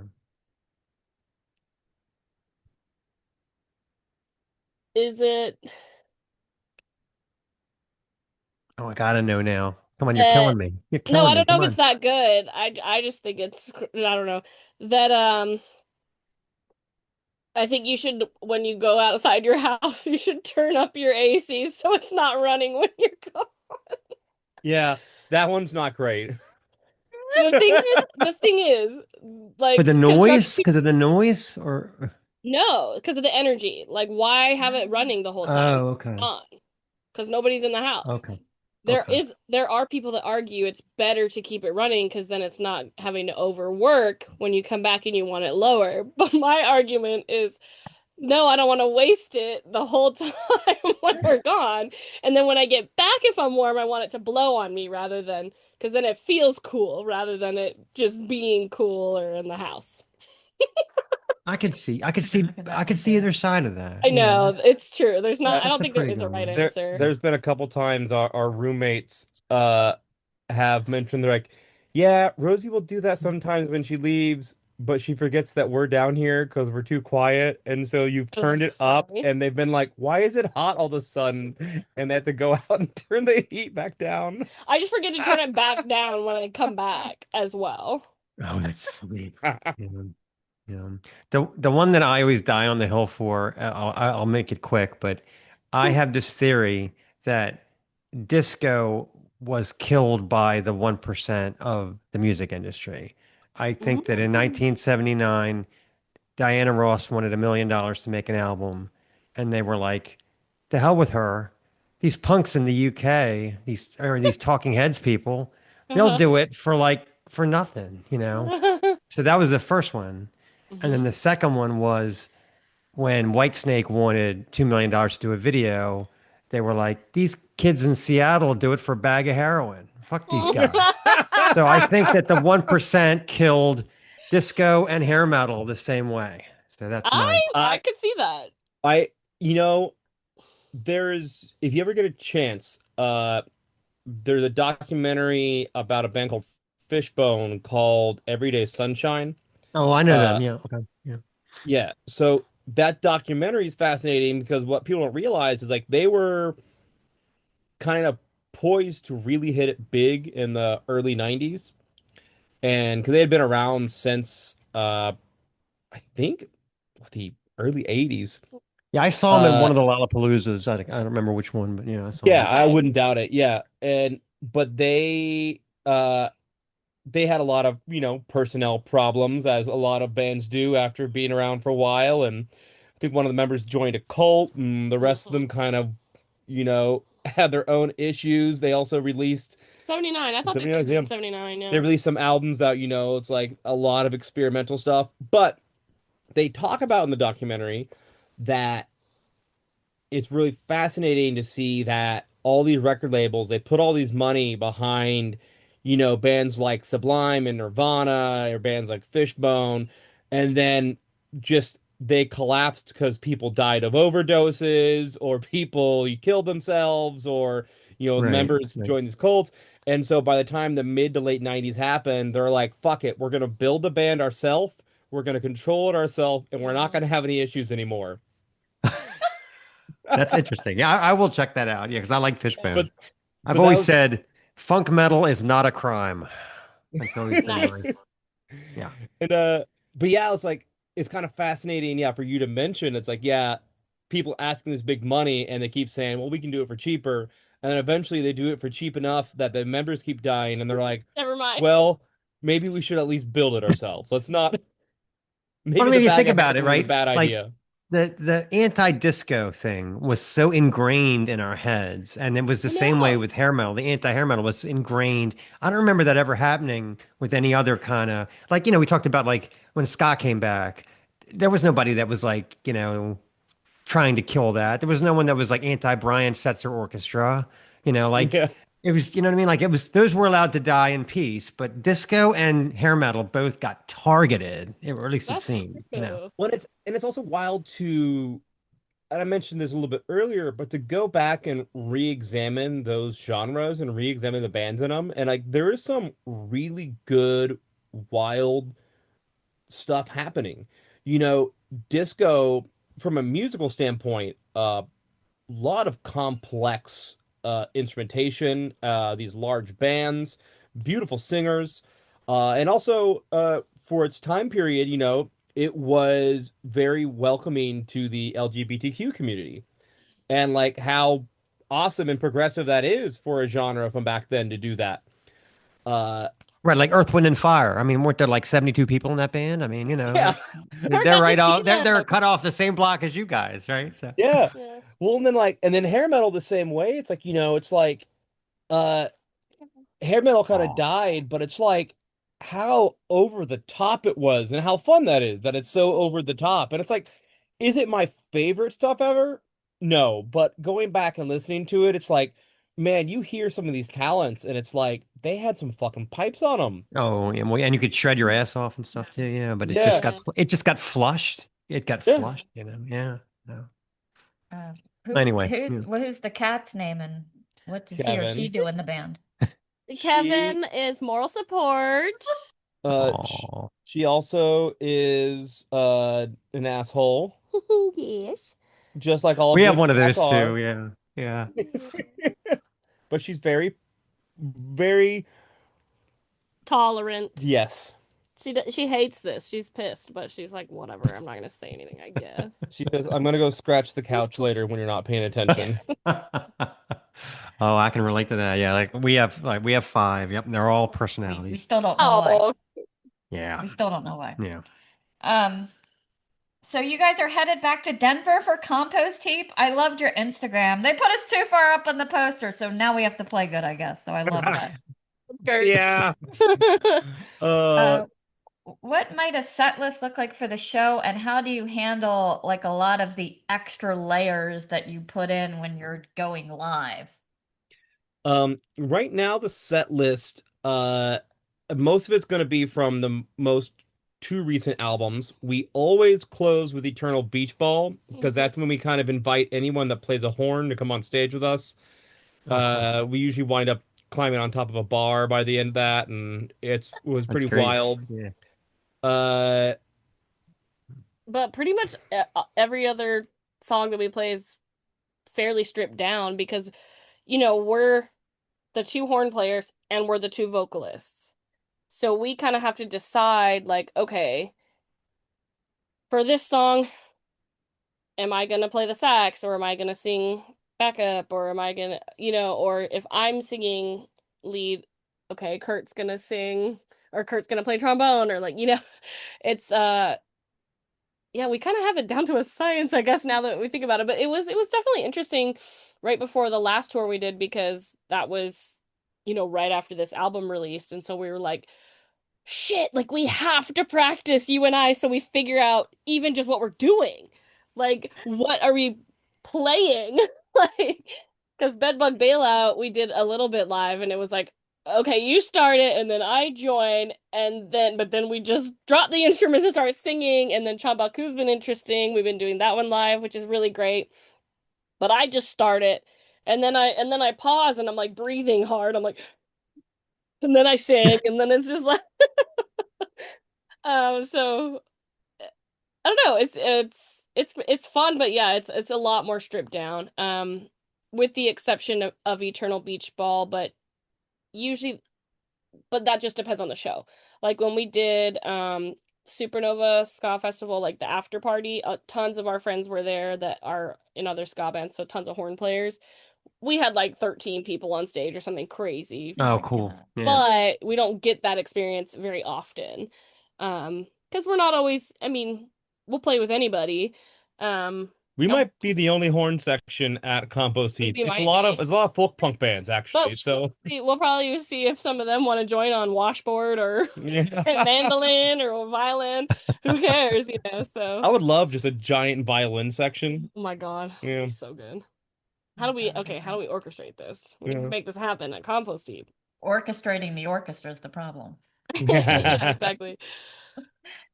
Yeah. What's kind of the craziest thing you've had happen either in that finale or at a show when you were like, what just happened? Was it when I fell off the bar and broke my tailbone? Oh, Oh, God. Yeah, that happened once. Well, Rosie's crowd surfed quite a bit with her sax. Really fun, actually. Yeah. So she's I'll going keep playing beach ball. We'll go out in the crowd. Sometimes get on a bar if there's a bar. But if there isn't a bar, sometimes we'll just like go out, and then if there's other horn players, they might follow us, and then we'll come back, and then I'll be like, if I'm in a place where I like know the people, I'll like eye up somebody and be like, okay, I'm coming, like lift me up, and I'll just keep playing. Get crowd surfed. Oh, that's great. Yeah. I think for me breaking the tailbone, I didn't get it properly diagnosed, but I'm pretty sure it was very painful. It was day 2 in Europe. We played the Manchester Punk Festival, and it was amazing. One of the best crowds we've ever played to. And there's this little staircase that goes up to where the merch is, and you could go up the staircase, and under the handrail, you can kind of like crawl under and get onto the bar. So we did that. We're playing on the bar. It was a little wet, and I just like closed my eyes and got too into it, Oh god. and I slipped. And all I remember, I just felt like I went splat on the ground, you know, and then I was just like in so much pain because I fall off bars. It happens. It's not like that's not the It's a only You thing. just Right. sometimes you fall off the bar, guys. These things But happen. this Yeah. time, oh god, I couldn't. Usually I can just jump right back into the song, you know, and like not skip even a measure. But this time I was like, ooh, and there's like barely ended the song. A whole entourage of like British women came around me. Like, are you okay? What do you need? Here's some Tylenol, you know, like all this, just trying to help me Yeah. out. Yeah, I mean, when you're young and you fall, it's like, dude, that was epic, right? But our Right. age, like I fell trying to not step on a cat a couple years ago, which I from now on, I'm just gonna fucking step on the cat, fuck it, right? But anyway, like I landed like on this shoulder, and so like for 2 weeks I just laid on the sofa and I would be like, God, this show sucks, but the remote's all the way over there and I can't move my body to get. So I'll keep watching Geriatric Bachelorette because I can't reach the remote. You know, luckily Stace was able to take care of me, but yeah, it's a yeah, falling down is a big deal at our age. Yeah. think- But you forget, like, we do a lot of extreme metal too, of course, and at Maryland Death Fest we were just at, but we were at a really little show with Dead Congregation playing, and I'm live streaming them, and I was so into it, I forgot that the pit was gonna break out. Right, and all of a sudden I'm like, we both forgot, and I was like, wow, I've never been this close up for a death metal show before, and then all of a sudden, bam, like That's she's why. on the ground, like I'm like, I'm getting an elbow in the face. I'm like, okay, maybe we should. About death back metal up. people, 3 hands jump in and they're putting you back on your They feet. whether pick you're us cheating back or up. not. Yeah, exactly. Yeah. So Well, it's funny because we just the other day we saw it was a metalcore band, which is weird because like you're like wow, it's 2005 now. Apparently the kids are listening to metalcore again. yeah. And it's funny to be there because we were at this venue where they had like an upstairs area and like with a friend of ours playing while we are at it. And I brought my parents. yeah, and they had a great time. But we're watching the show, and then like I'm watching everyone fucking do their karate kicks and everything, and I'm like, yeah, I remember why I never was down in this. Yeah, it's like I'm like I definitely was in a lot of pits back in the day, but anytime those karate kicks came out, I was always like, Yeah. Not that I want to be in. Yeah. And no criticism of the people who like it. Go for it. That's right. That's right. With me not I- nearby. I like to be on the outskirts of it because I'm like 5'2". There's just no way. Yeah. Yeah. Uh-uh. Yeah.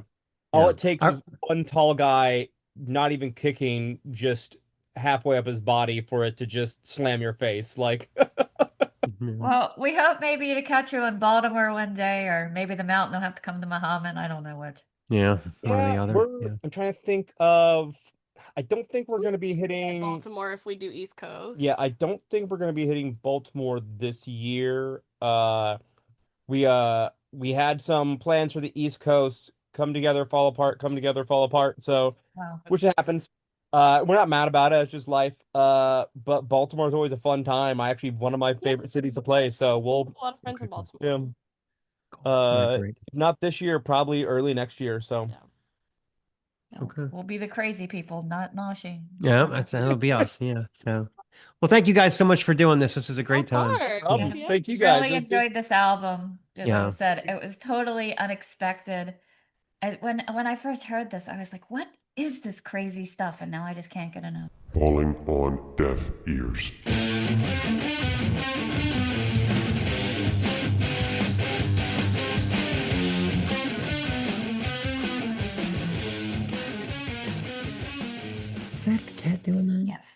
fuck are they doing? I laid down the paper bags with some catnip in it. Violence.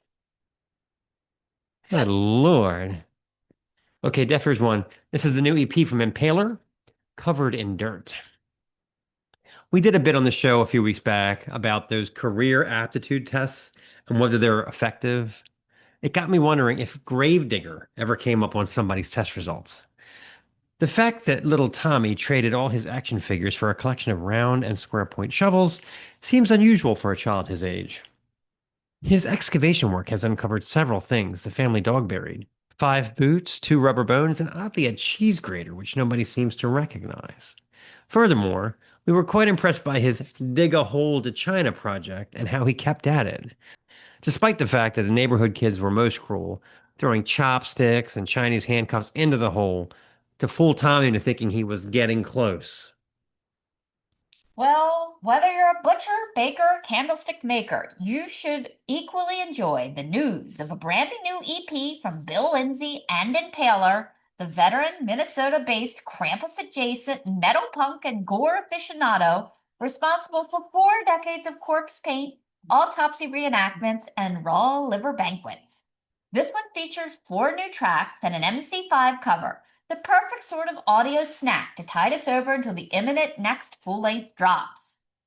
After a very 80s camp intro, the band rips into a punk-infused 4-chord head slammer, Say Your Prayers, drummer Aaron Ryan offering a splendid giddy-up full of death rolls and thumps, Bill Lindsay laying down the law with visions of Satan, goosebumps, dead stares, and most importantly, that your wicked ways have finally caught up with you. The guitar solo is short but full of melodic chimes and high-speed wails, just like they did it back in the bitchin' era. Let's play a clip. This is Say Your Prayers.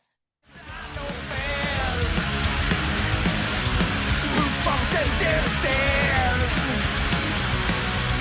You better say your prayers. You better say your prayers. Satan's there, being followed, taken down. Your soul is swallowed. Your aftertaste so corrupt. Spit you out. My favorite from a lyrical standpoint is definitely Bloody Hell. If only for the line, hell's bells and a bucket of blood, the devil's footprints in the mud. Pure poetry, wouldn't you agree? This one's maybe the fastest tempo on the EP. Lindsay delivers every line with his signature down and dirty sneer. The guitar solo is lengthier than some of the other songs here, possibly giving all 3 guitarists a go: Bradley J., Timmy Lusk, and Andy Radio. The cover choice is spot on. The band taking a shot at fellow Midwesterners MC5's classic Ramblin' Rose from the hollowed Kick Out the Jams record. They attack this one with a vengeance, and it comes through flawlessly. The stops, the starts, and of course all 14 guitar solos delivered in a way that the late great Reverend Wayne Kramer would smile upon. It brings me great pleasure to see a band like Impaler continuing to soldier on with a sense of musical chops, DIY spirit, and a sense of pure rock and roll fun, even with 7 members. So get over to Impaler's Facebook page to find out how you can get a copy of this magnificently packaged little gem. Then get back to making fun of the kids in archaeology class. Let's hear Satanic Panic. Satanic panic, calling us manic, shock rock fanatic. Satanic panic, satanic panic, calling us manic, shock rock fanatic. Satanic panic.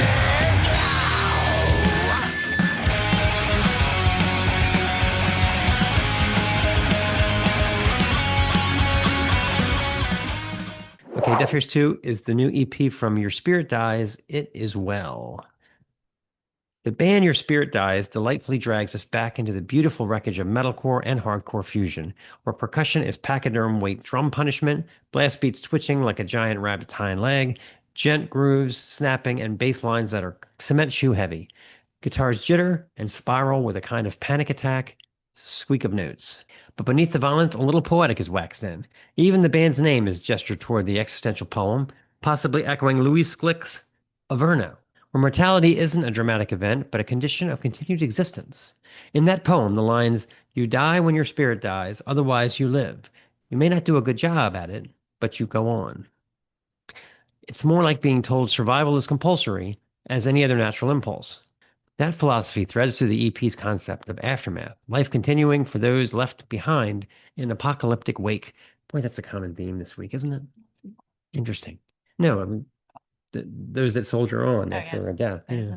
Yeah. If The Walking Dead ever needed a psychological thesis statement for Rick Grimes losing those near and dear again and again, at some point, don't begrudge him for hallucinating conversations on dead phones and occasionally going full bat swing zombie break some shit phase. Then there's the title.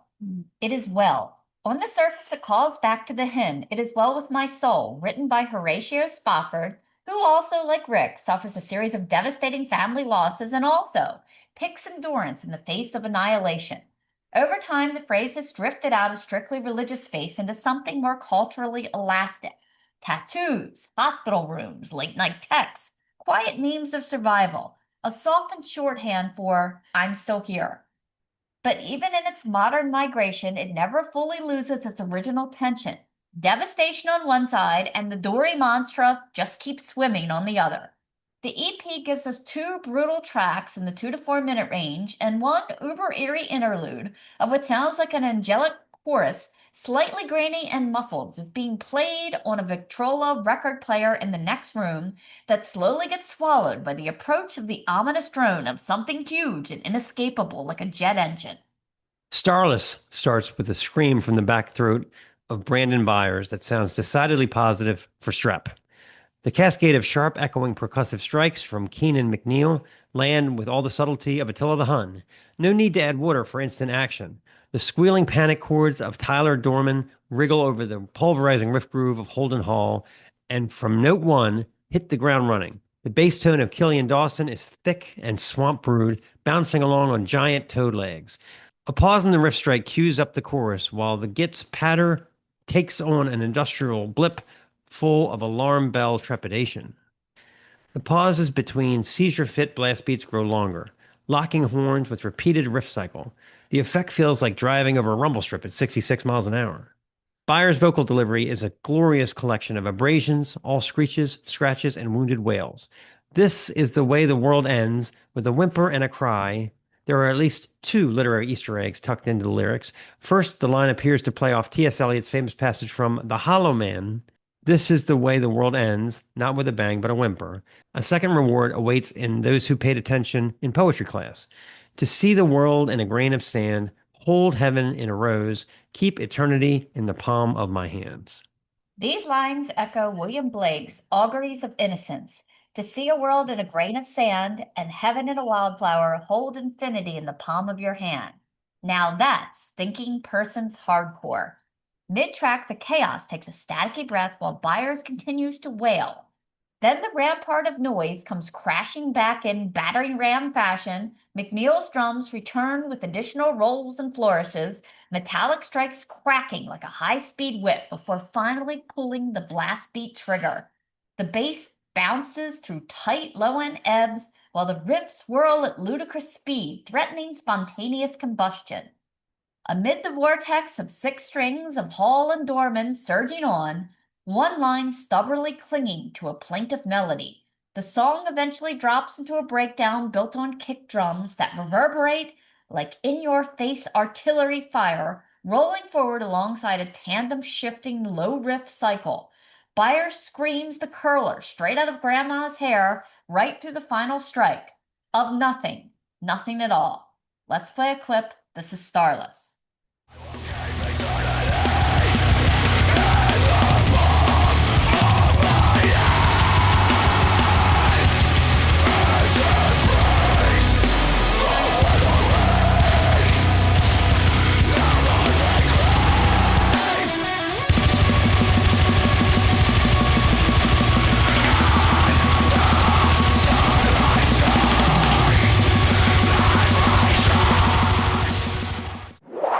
For the final track, Whispers in Omen, your spirit dies once again, raids the literary supply closet, lifting images from T.S. Eliot's The Hollow Men and possibly even Ezekiel's famous Valley of Dry Bones. For those of you playing along at home, the Valley of Dry Bones is a vision of an entire field of dead people awaiting restoration. Dark enough? Good. or just getting warmed up. The lyrics also invoke a familiar biblical phrase, be not afraid. Angels are constantly opening encounters with humans by saying exactly that. Biblical angels aren't chubby little cherubs firing heart arrows on Valentine's Day.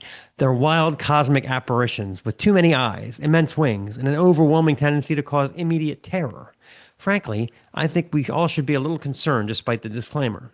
Toss in references to being washed white as snow, going biblical on our asses with Isaiah's, though your sins be as scarlet, they shall be as white as snow. And you've got a metalcore band displaying a surprisingly well-stocked bookshelf, or at the very least a minor in literature hiding somewhere through the credits. Musically, the track kicks open the barn door. The kick drum of McNeil lands with the persistence of an unrelenting cop knock, while the bass issues low, restless snores with no CPAP in sight. Periodically, the guitar squeals burst from the speakers like a scream that can no longer be suppressed. The riffs cycle through slowly shifting chord patterns, creating a constant sense of unease. Between the verses, the drums and bass slow to a crawl before pushing through the yellow light anyway and returning to cruising speed. Midway through a breakdown built on slow-motion kick drum strikes and a descending chord progression feels like watching angels tumble from heaven one at a time. The doomier pace gradually takes control, pausing only long enough for the clean, once spoken, "It is well with my soul." The words are cut short by the continued descent into madness. A distinct picked melody wails mournfully over 600-pound bass notes and funeral drum patterns that lunge forward like they have a heavy backpack trudge uphill. Finally, the drums fall silent, leaving that haunting guitar line growing clearer and then distant, warping into distortion and white noise. It Is Well opens with Brandon Byers sounding medically unstable and closes with lonely melody evaporating into white noise. Along the way, your spirit dice stuffs T.S. Eliot, William Blake, Isaiah, Ezekiel, biblically accurate nightmare angels, artillery-grade breakdowns, and panic-stricken guitar squeals in a remarkably compact package. The album art depicts a dark figure surrounded by glowing swirls that remind me of the dust from Philip Pullman's The Golden Compass. The light trails have the same quality, as if particles of consciousness, memory, or spirit are being pulled from one reality into another, which feels entirely appropriate given the themes explored here. In less than 8 minutes, the stars are swallowed, the hollow men gather, an apocalypse unfolds, and the band keeps insisting that it is well with their soul. Now, the jury is still out on that last part, but the EP itself is excellent. My only complaint is this: as the story starts to reveal its full shape, it's over. I suppose I'll wait with bated breath for the next chapter and see what rough beast, its hour come round at last, slouches toward Bethlehem to be born. Let's hear a clip. This is Whispers in Omen.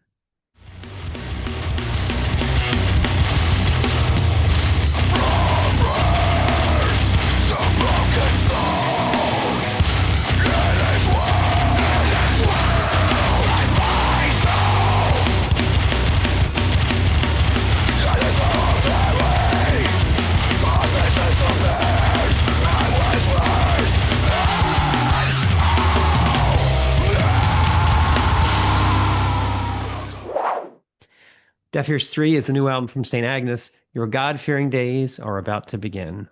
God-fearing. Interesting concept. There was only one movie that made me slightly frightened of the wrath of God, and that was Raiders of the Lost Ark. Angels of death whipping around, Nazis exploding and melting, roomfuls of poisonous snakes, and the sky that, well, a soul scene, still frightening to this day. Not gonna lie, it made me think, maybe don't sneak copies of Hustler magazine into the hymnals. Maybe don't relieve yourself in the holy water. Maybe stop writing the convent's phone number in the men's room with the caption, "For a good time call." Then again, how the hell else were you supposed to get through the day in Catholic school? Which brings us to the London three-piece St. Agnes. Frankly, when I first glanced across the song titles and artwork, my concern was Kitty and her magic band had been born again. I meant for the last album they had song titles like Middle Finger and Body Bag, not to mention the message on their Discogs page, "This is a coven. We want your kidneys." Had violence and depravity been replaced with white robes and John the Baptist quotations? Hey, that cross is right side up. Rest assured, from the very first crunching chords of opener Good Boy, you'll probably genuflect as you realize the intensity has not dropped out one iota. Kitty still screams, pouts, croons, and wails like a masterclass, and the lyrics are so full of punk sneer. Get back in the line. It could be a Sex Pistols cover. About halfway through the track, it becomes obvious from the stacked synth, processed guitar, and miscellaneous squiggles that St. Agnes has wrapped their music in a Trent Reznor-style industrial metal cocoon, and the results are glorious. If you're looking for a real pretty hate machine, dial up the danceable bitterness of Song for Mia. The song's soar, electronic pulses command thy hips to swivel, a filthy riff emerges from the shadows, and the chorus is classic whip-smart St. Agnes. If I'm really not going anywhere, I want to go nowhere with you. Who could disagree with that? I'll go nowhere with you. Let's hear a little, I think you are. Ah. Let's hear a little Song for Mia. Cause if I'm going nowhere, if I'm going nowhere, if I'm really not going anywhere at all, then I wanna go nowhere with you. If I'm going nowhere, if I'm going nowhere, if I'm really not going anywhere at all, then I wanna go nowhere with you.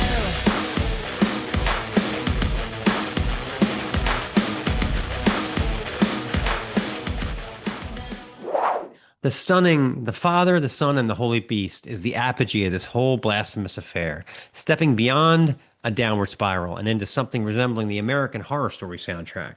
The eerie piano droplets, the weird glitchy stabs of distortion, 80s adjacent hooks, and of course, the eerie witch in your ear whisper of the chorus, I'm right here, don't be scared. Gulp if you say so. Overall, an interesting sidestep for one of the UK's most interesting bands. They've gone from scorched earth to rave floor seizure without losing their core angry sound. Get over to their official site and grab one of those sexy magenta vinyl copies. And in the meantime, go ahead, smoke a cigarette in the confessional. Father Walker will be none the wiser. He's probably drunk anyway. Let's play a song, The Father, the Son, and the Holy Beast. I'm right here, don't be scared.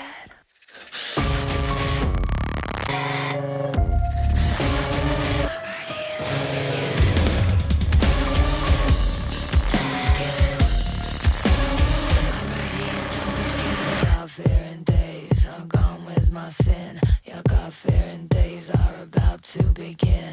The blood in my veins, the beat of my heart, the words in my breath. I'm right here, don't be scared. There we go. 42 in the books. 22 in books. 42 in the books. Man, we do a lot of logistics stuff on the show. We did this week. Yeah, Yeah. lots of The important nibbling thing is that, Cousin Mike would have wanted an Oompa band to perform. We're going to have bagpipes, aren't we? Aunt Sue would have wanted that. I mean, that's important. It's important that all the flowers be gardenias. I don't want to see any daisies. I think- She didn't like daisies. I think I'm going to write out my will of what I don't want. I don't want these people. I don't want this shit. I don't want this. Do you know for a lot of money you can hire an actress to just show up at your funeral, weep, and then leave? No, Get everyone talking. I believe it. That's an easy gig. I believe it. Yeah. Yeah. You can pay someone. So Yeah. everybody else will be like, The only thing, like, if anyone ever has a service for me, I want everybody laughing the whole time. I don't want any sad shit. I want everybody laughing. I want stories, and I want the right to haunt them if they get the stories wrong. them to play. I wasn't the one that jumped in the bay. That was Patrick. This has been the Snaggletooth Rock and Roll Podcast. Special thanks to Ken and Rosey from Hans Gruber and the Diehards for appearing on the show. Snaggletooth theme courtesy of Jens Kemgren of the Firebombs. Deaf Ears theme by Tim Green of the Fucking Champs. Season 4 artwork courtesy of KC Angel. You can find him on Instagram at KC Angel Art. Deaf Ears bands include Your Spirit Dies, Impaler, and St. Agnes. All content 2026, the Snaggletooth Rock and Roll Podcast. It's Sophia loved fresh air. I think we need more Febreze. I ordered a case. Fuck. God damn it. This is the Snaggletooth Rock and Roll Podcast.